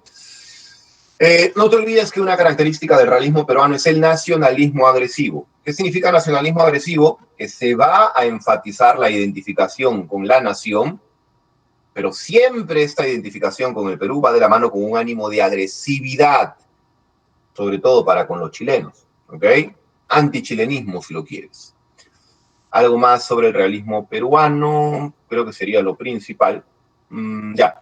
Hablemos ahora de Manuel González Prada. Cuidado. Manuel González Prada es un autor que fue precursor, o sea, es realista, pero fue precursor de otros dos movimientos literarios. Número uno, del indigenismo. Prada es un precursor del indigenismo porque en sus ensayos defiende al indígena antes de que el indigenismo posterior lo hiciera. Pero Prada también es un precursor del modernismo. ¿Por qué? A ver, pregunta para ustedes. Sabemos que los modernistas le prestaban atención a los franceses. Prada hizo eso antes que el modernismo lo propusiera. Repito, los modernistas le prestan atención a los franceses en detrimento de lo español. Le prestan atención a la literatura francesa e ignoran un poco la literatura española. Antes de que el modernismo hiciera eso, ya Prada lo había hecho. Prada era un antihispanista, estaba en contra de la influencia española, por eso buscó otras influencias, en Francia, por ejemplo. Prada es un precursor del modernismo porque antes de que el modernismo privilegiara a lo francés, Prada ya lo había hecho. Pero fue una pregunta, ¿y de qué manera lo francés tuvo presencia en la poesía de Prada? Prada es un precursor del modernismo porque empleó estrofas francesas antes de que el modernismo lo hiciera. Pregunta para ustedes, ¿cómo se llaman las dos estrofas francesas que Prada utilizó en su poesía? ¿Cómo se llaman las dos estrofas francesas que Prada utilizó en su poesía?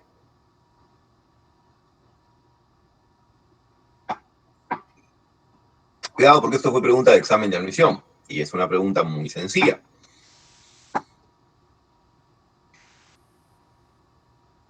¿Alguna idea? Digo pregunta sencilla porque ya sabes que el modelo más complejo de preguntas es la pregunta tipo DECO.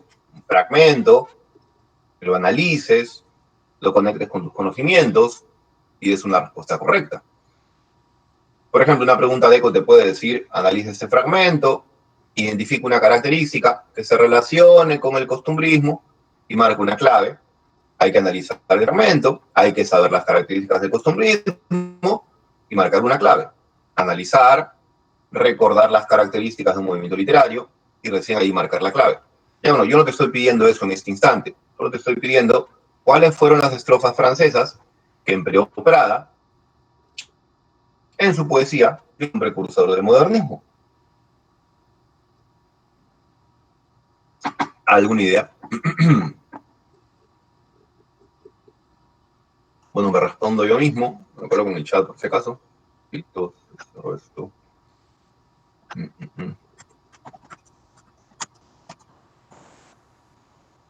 Ya. Esas son las dos estrofas francesas que Prada utiliza en su poemario Minúsculas, anticipándose esa predilección que por lo francés tendrían los modernistas como Rubén Darío y compañía. Repito, esa pregunta es sencilla, cuidado. Así que ya sabes, Prada es un precursor del modernismo, emplea estrofas francesas como el triolet y el rondel, antes de que aparecieran Rubén Darío y compañía. Prada es un precursor del indigenismo porque sus ensayos defienden la raza indígena antes de que aparecieran Ciro Alegría, Albújar, Arguedas y otros autores del indigenismo peruano. Muy bien. En cuanto a sus ensayos, cuidado, los ensayos de Prada tienen un estilo muy frontal, muy furioso, muy indignado, muy agresivo, muy directo, muy contundente. ¿Ok? Lo que se suele llamar también un tono beligerante, alguien que está cargado de indignación, de furia, se expresa con una contundencia absoluta a la hora de criticar defectos propios de la sociedad peruana. Muy bien. Otro elemento importante de Prada, bueno, es un antichilenista, ya citaré luego ejemplos de ello. Cuidado, Prada era un anti-chileno, ¿ok? Era un anti-hispanista, decía que la herencia española que perduraba aquí debido a la colonia era nociva. A nivel social, arrastrábamos defectos de la colonia, ya en plena república, pero a nivel literario, también la influencia española era negativa porque nos impedía innovar, renovar, ¿ok? Así que Prada era un anti-chileno, un anti-hispanista, estaba en contra de lo español, de lo hispano. Era también un anticlerical, estaba en contra de la iglesia. Para Prada la iglesia es sinónimo de atraso, no hubo avance científico en la Edad Media por la culpa de la iglesia, dice Prada. Prada también es un antimilitarista. Para Prada el uso de la violencia es inaceptable, un salvajismo en cualquiera de sus formas. Antihispanista, antichileno, anticlerical, antimilitarista. Ahora, el antihispanismo de Prada lo hizo llegar a tal punto de que rechazó las reglas ortográficas del idioma español. De ahí que su obra Páginas Libres esté escrita con J. Porque lo que hizo Prada es proponer una nueva ortografía, una ortografía que no se sometiera a las reglas del español que se habla en España, una ortografía que reflejara cómo los latinoamericanos pronunciamos el castellano. La idea es, hay que escribir como hablamos, hay que escribir el idioma tal y como lo pronunciamos. Así que ya en su ortografía Prada es un antihispanista. También lo será en su literatura. Propone alejarse de la influencia española y buscar influencia nueva, en Francia, por ejemplo. Hablando de páginas libres, sabemos que aquí se encuentra el llamado discurso en el Politeama, en donde Prada va a utilizar esta ortografía antihispanista, pro-latinoamericana. Acerca del discurso en el Politeama, recuerda, fue pronunciado en una velada patriótica organizada por colegios particulares de Lima. Colegios particulares que estaban tratando de iniciar la colecta, la chanchita nacional, que nos iba a permitir recuperar las provincias perdidas en la guerra con Chile. Como la velada patriótica la estaban organizando colegios particulares de Lima, el auditorio estaba repleto de niños y de adolescentes, aquellos que representan la juventud peruana. Por eso Prada en el discurso se dirige a ellos, ¿ok? Niños, sed hombres, madrugad a la vida. Los niños y jóvenes se reúnen para darle una lección de patriotismo a los adultos, los jóvenes a la obra, los viejos a la tumba. Niños deben ser una generación juez y vengadora de la generación corrupta anterior. Si Prada alude tanto a la juventud, a los niños y adolescentes, porque ellos estaban repletando el auditorio escuchando las palabras de Prada, que sabemos, no pronunció él mismo, sino un estudiante, debido a que Prada tenía una voz muy delicada y como que no hubiera podido transmitir la furia, la indignación, la agresividad, para todos los textos que señala en el discurso en el Politeama. Ahora, el discurso en el Politeama tiene como tema central criticar a nuestra clase gobernante, a la élite, a ese grupo reducido de personas que prácticamente gobernaban nuestra nación. Pero Prada no solamente va a criticar a los gobernantes, sino también a los gobernados. Recuerda, cuando Prada trata de describir y analizar la guerra con Chile, propone que las causas de la pérdida en la guerra del Pacífico tienen que ver con no virtudes de los chilenos, sino defectos propios. Prada dice que perdimos la guerra por nuestro espíritu de ignorancia y servidumbre. Esto fue pregunta de examen de admisión en San Marcos. Profe, ¿por qué ignorancia? Prada dice que la ignorancia le pertenece a los gobernantes. Nos gobiernan tipos que sencillamente no tienen la más mínima idea de cómo llevar a cabo una adecuada gestión pública. Y claro, eso ha sido un ejemplo, una realidad desde hace décadas y lo sigue siendo hoy en día. Porque uno se podría preguntar, ¿cómo es posible que de tantos presidentes, de tantos poderes ejecutivos, de tantos poderes legislativos, hasta ahora sigamos teniendo un tráfico lamentable desde hace 30 años? ¿Cómo es posible que con tantos representantes del Poder Ejecutivo y del Poder Legislativo que hemos tenido en 30 años, la inseguridad cada vez sea mayor? ¿Cómo es posible que con tantos representantes del Poder Ejecutivo y Legislativo que hemos tenido en 30 años, la informalidad sea cada vez más abundante? ¿Cómo es posible que con tantos representantes del Poder Ejecutivo y Legislativo en 30 años tengamos un sistema de salud tan, pero tan penoso que llega una pandemia y nos encuentra con 100 camas UCI, cuando por nuestro volumen poblacional, creo que deberíamos tener mínimo unas 5.000 camas UCI o quién sabe más? Entonces, lamentablemente las críticas de Prada siguen siendo muy actuales, ¿ok? Colocamos en el poder a personas que ignoran los lineamientos básicos para una gestión pública, o peor aún, no es que los ignoren, sino que no les importa gobernar para nosotros, sino para ellos mismos. Y te he dado ejemplos de tráfico, salud, ¿okay? Seguridad. Entonces, imagínate, y eso no es de hoy día, ¿ok? Es de hace 30 años. Y por lo tanto la crítica debería salpicar a todos, desde los que gobernaron hasta hace 30 años hasta los que gobiernan hoy día. Nadie debería salvarse, porque imagínate, informalidad hace 30 años, tráfico penoso hace 30 años, salud penosa hace 30 años, informalidad hace 30 años, y ¿qué han hecho todos los que han pasado por el poder y los que están ahora? La respuesta es obvia, nada, porque si hubieran hecho algo, el Perú no sería lo que es. Muy bien, entonces, Prada decía, la ignorancia de los gobernantes es el primer pilar nocivo que hizo de nosotros una nación tan, pero tan frágil que no soportó la guerra con Chile. El otro pilar putrefacto y nocivo que arruina nuestra nación ya no tiene que ver con los gobernantes, sino con los gobernados. Mientras que a los gobernantes los caracteriza la ignorancia, a nosotros los gobernados nos caracteriza la servidumbre. Tenemos un espíritu servil. La autoridad que llega al poder hace lo que se le da la gana, ¿ok? Y eso lo puedes ver en el Ejecutivo y eso lo puedes ver en el Legislativo. En el Ejecutivo, ahora, y siempre siendo sincero, se ponen a los contactados, gente con cuestionamientos. En el Legislativo se la pasan modificando leyes para beneficiarse a ellos mismos o complicarse entre ellos para sus líos políticos, y nosotros, bueno, que la ciudadanía se pudra. Y la ciudadanía tiene una actitud servil de sometimiento, un sometimiento que puede tener que ver con, por ejemplo, no salir a marchar, o un sometimiento que puede tener que ver con escoger siempre a los mismos partidos políticos que llevan desde hace 30 años haciendo nada por el país. O escoger nuevos partidos políticos que dicen ser distintos y llegan al poder y nos demuestran que son lo mismo de siempre. Qué mejor ejemplo en nuestra actualidad. Entonces, lamentablemente, Prada sigue siendo un pensador muy actual, porque todo lo que él criticó, el Perú lo sigue siendo. No hoy, lo sigue siendo desde hace 30 años. Ya sabes, a nivel de formalidad, a nivel de tráfico, a nivel de salud, a nivel de seguridad ciudadana. En 30 años no hemos logrado, se podría decir, casi absolutamente nada. Muy bien, ok. En esos ámbitos que he mencionado al menos. A ver, Prada entonces dice, perdimos la guerra con Chile por defectos propios, ignorancia y servidumbre. Ignorancia de los gobernantes, servidumbre de los gobernados.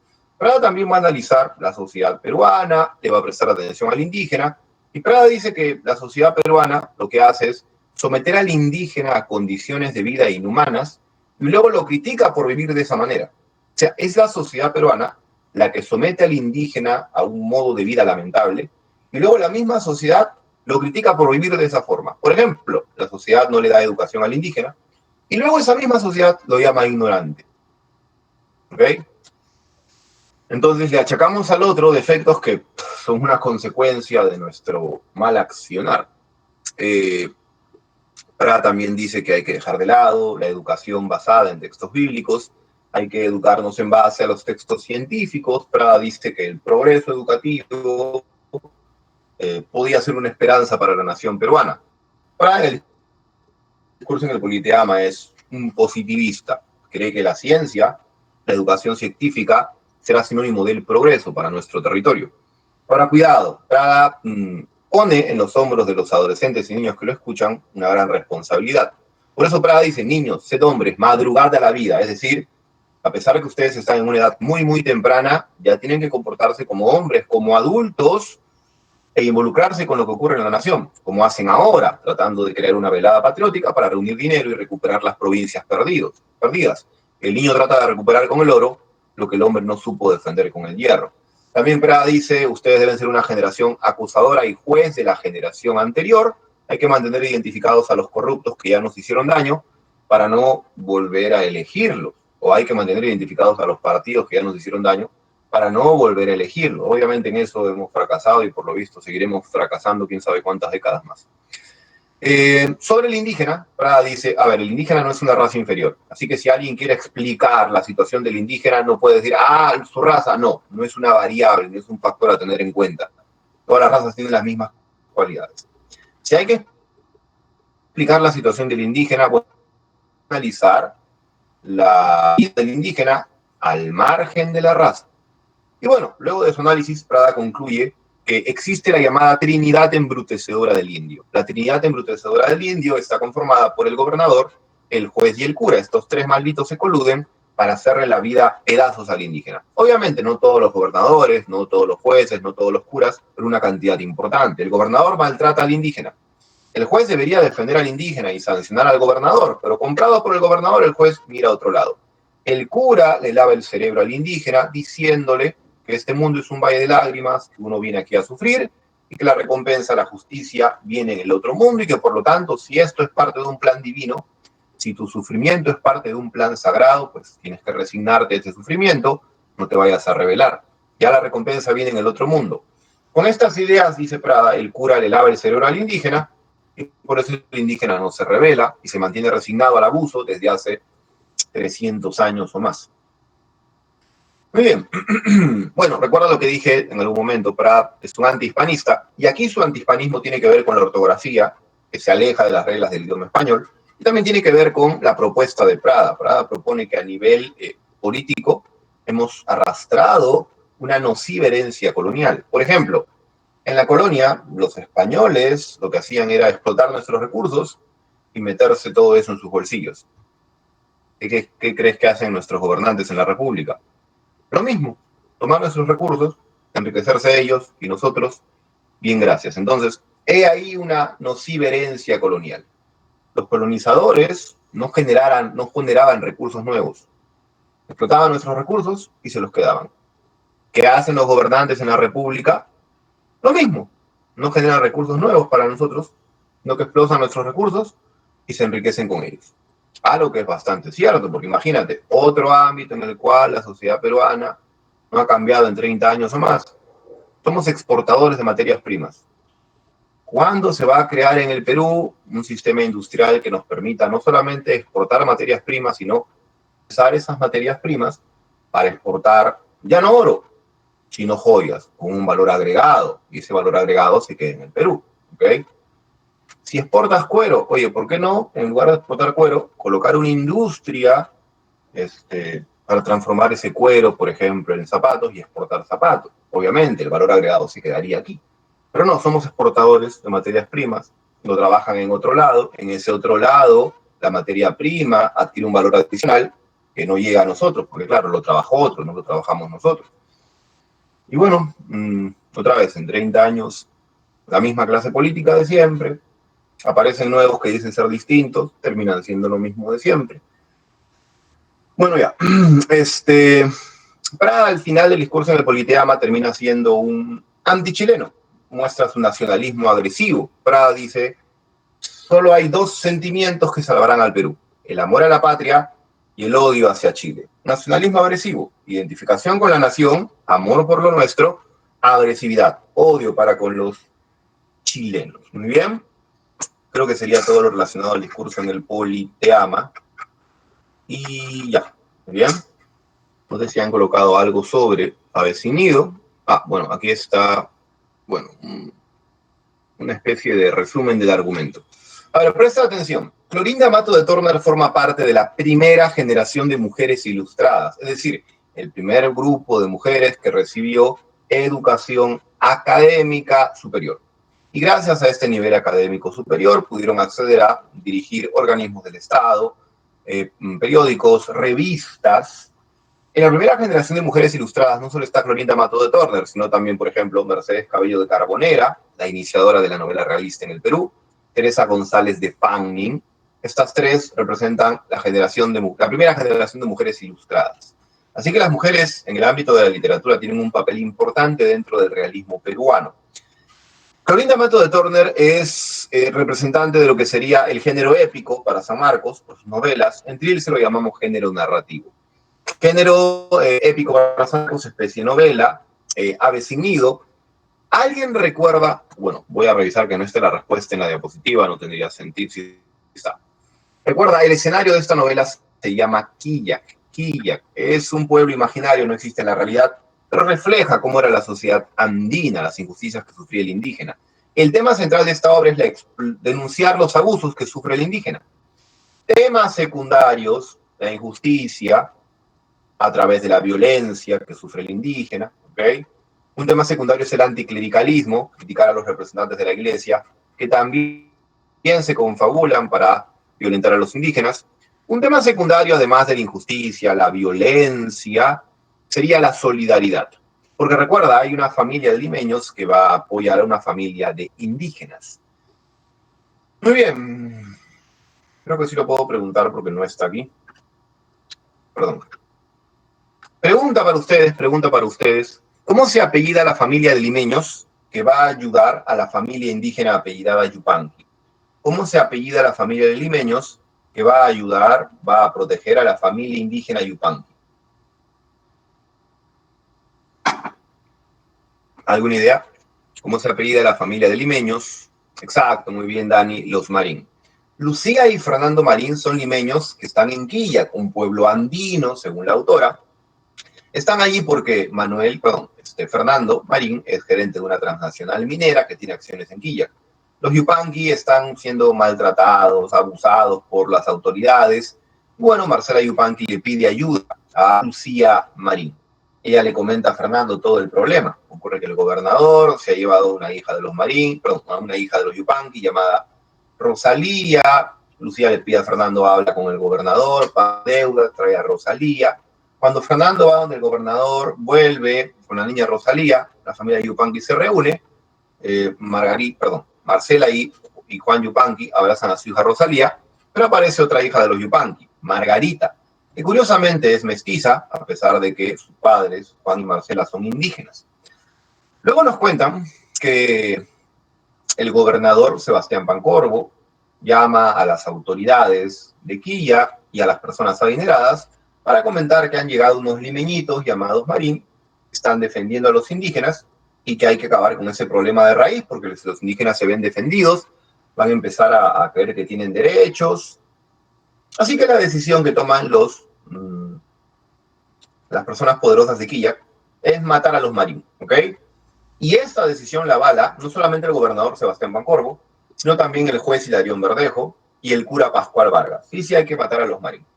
Se crea una situación de falso robo, se dice que los ladrones se han escondido en la casa de los Marín, la idea es colocar a pistoleros que baleen a esta pareja de esposos limeña, pero ocurre que por cosas del destino los baleados terminan siendo los Yupanqui, Juan y Marcela. Juan muere de inmediato, Marcela Yupanqui en su agonía le revela a Lucía Marín que su hija Margarita en realidad no es hija de su esposo Juan Yupanqui, sino que Margarita nació como producto de la violación que Marcela Yupanqui sufrió a manos del ex cura de Quilla, Pedro Miranda. Marcela le dice esto a Lucía Marín y le pide que guarde el secreto. Lo que ocurre luego es que, bueno, aparece Manuel, que es el hijo del gobernador Sebastián Pancorbo. Manuel se entera de todo lo ocurrido y también se entera de que, bueno, las autoridades de Quilla quieren echarle la responsabilidad de la muerte de Juan y Marcelo Yupanqui a un humilde campanero llamado Isidro Champi, que, bueno, había tocado la campana anunciando un supuesto robo.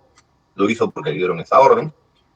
Ocurre que, bueno, sencillamente Manuel, el hijo del gobernador Sebastián Pancorbo, se entera de que Fernando Marín quiere defender a Isidro Champi y, bueno, Manuel quiere ayudar a Fernando, pero para ayudarlo tiene que ir a su casa y ahí es cuando conoce a Margarita. Porque recuerda, Juan y Marcela Yupanqui han fallecido. Sus hijas Rosalía y Margarita no se van a quedar desamparadas. Los Marín deciden iniciar el proceso de adopción. Rosalía tiene unos 10 años, Margarita tiene ya 16 años. Y bueno, cuando Manuel va a la casa de Fernando Marín, ve a Margarita, surge cierto sentimiento entre ellos.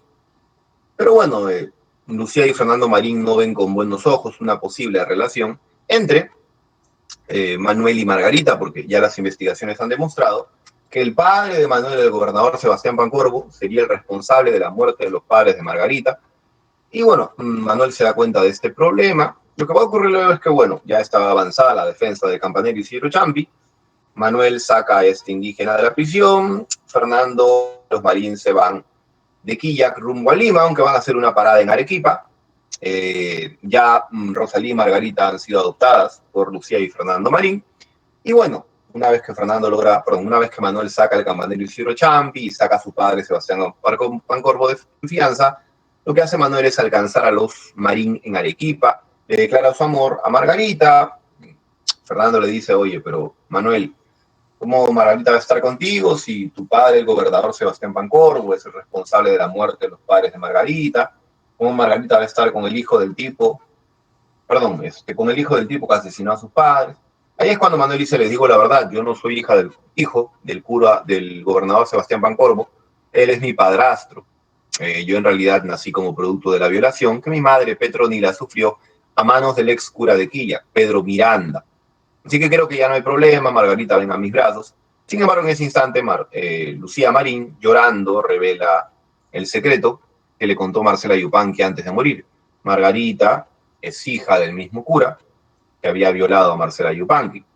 En ese instante se desmaya Margarita, Manuel rompe en llanto al darse cuenta de que no puede tener nada con la mujer que ama, porque en realidad son medios hermanos. El cura Pedro Miranda, el ex cura de Quilla, Pedro Miranda, obispo en otra ciudad, había ultrajado a Marcela, así nació Margarita, había ultrajado a Petronila, así nació Manuel, ¿okay? Y la novela se cierra allí. Por eso decía que un tema secundario, además de la violencia, la injusticia, es el anticlericalismo. El cura Pascual Vargas prácticamente planifica un asesinato con las demás autoridades de Quillac. El ex cura de Quillac, obispo Pedro Miranda, pues un violador. Así que hay una crítica constante para con la iglesia. Cuidado, en esta novela llamada Aves sin nido hay aún algunas características del romanticismo anterior. Recalco, es una novela realista porque describe y analiza la realidad social del Ande para diagnosticar un problema, la explotación, la discriminación con el indígena, proponer una solución, la solidaridad de los limeños para con los indios. Pero hay elementos no realistas, hay elementos románticos en esta novela, que tienen que ver, por ejemplo, con el hecho de que el narrador constantemente está diciendo qué emociones le causa lo que narra. Entonces, el narrador no se limita a contar abusos, expresa toda la indignación que le causa un abuso. El narrador no se limita a contarte una muerte, expresa toda la tristeza, la emoción que le causa ese fallecimiento. Este narrador que expresa sus emociones ante lo que cuenta es un narrador muy propio del romanticismo previo, en donde importaban mucho las emociones.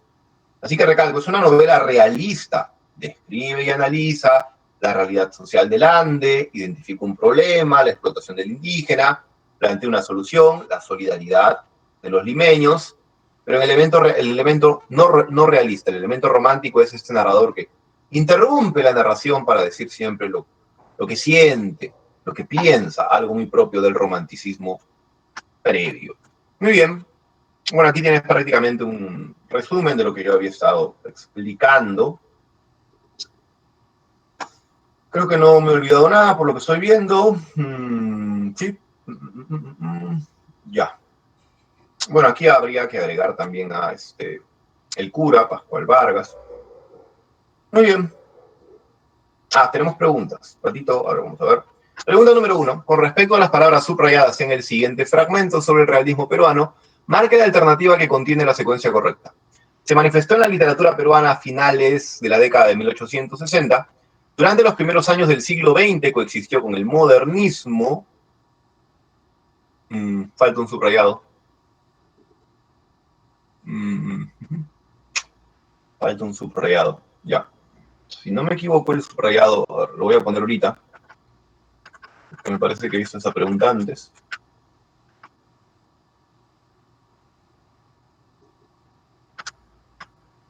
Un momento.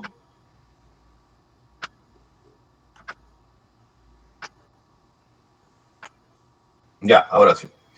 Entonces, se manifestó en la literatura peruana a finales de la década de 1860. Eso es verdadero o falso. Ya anda viéndolo por tu cuenta. Durante los primeros años del siglo XX, el realismo coexistió con el modernismo. Otra vez, verdadero o falso. Como propuesta literaria se preocupó por la renovación del país y buscó la reivindicación de las élites indígenas y mestizas. También es verdadero o falso. Empleó como medios de difusión la narrativa y el ensayo. Eso es verdadero o falso. Muy bien, clave avión, beso, casa y dedo. ¿Alguna idea? ¿Ustedes qué dicen? Avión, beso, casa y dedo. Ya sabes que estas preguntas funcionan de la siguiente manera. Lo subrayado en relación al realismo es verdadero o falso. Espero sus intervenciones.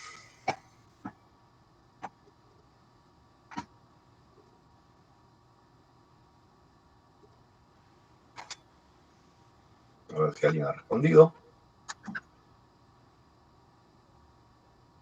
¿Alguna idea?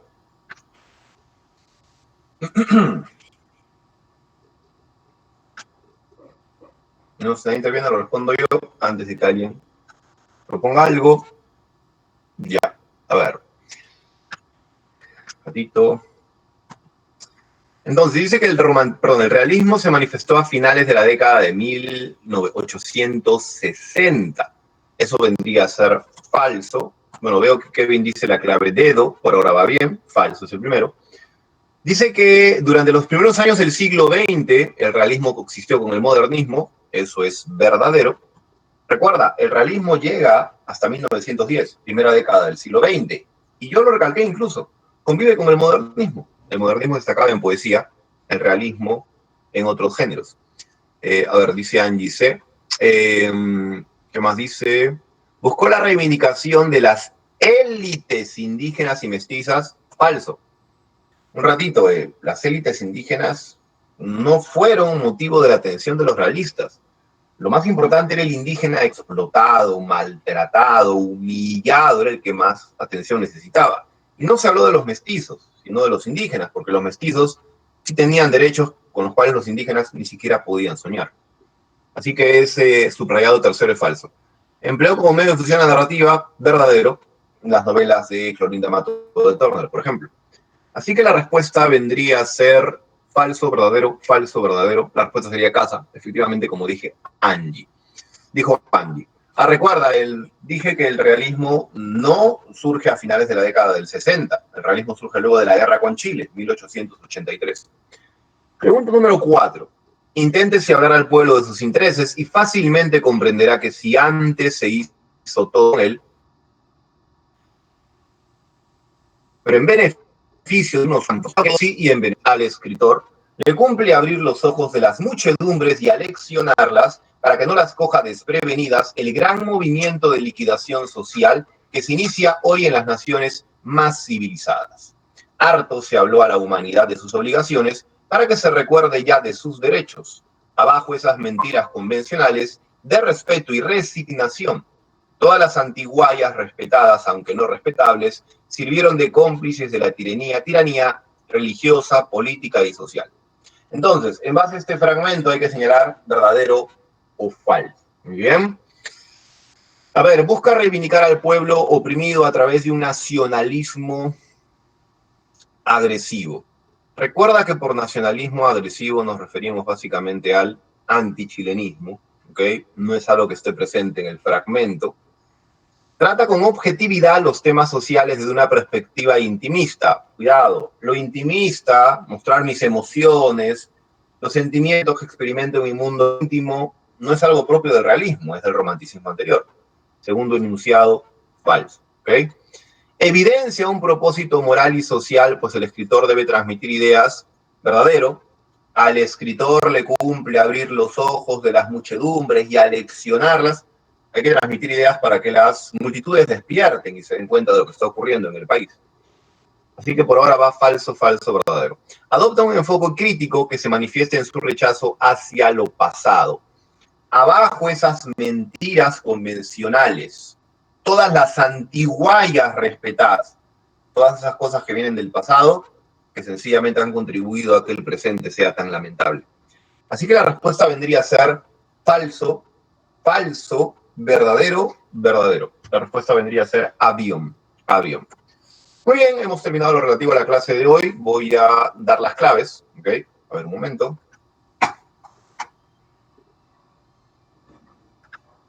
Ya. Muy bien, chicos, vayamos con las claves de la... Primero las claves de la guía. Número 1, respuesta, beso. Repito, claves de la guía. Número 1, respuesta, beso. Número 2, respuesta, casa. Número 3, respuesta, dedo. 4, casa. 5, dedo. 6, casa. 7, avión. 8, dedo. 9, avión. Y 10, casa. Repito las claves de la guía. 1, beso. 2, casa. 3, dedo. 4, casa. 5, dedo. 6, casa. 7, avión. 8, dedo. 9, avión. 10, casa. Ahora las claves de la práctica. 1, dedo. 2, casa. 3 y 4, dedo. 5, casa. 6 y 7, dedo. 8, beso.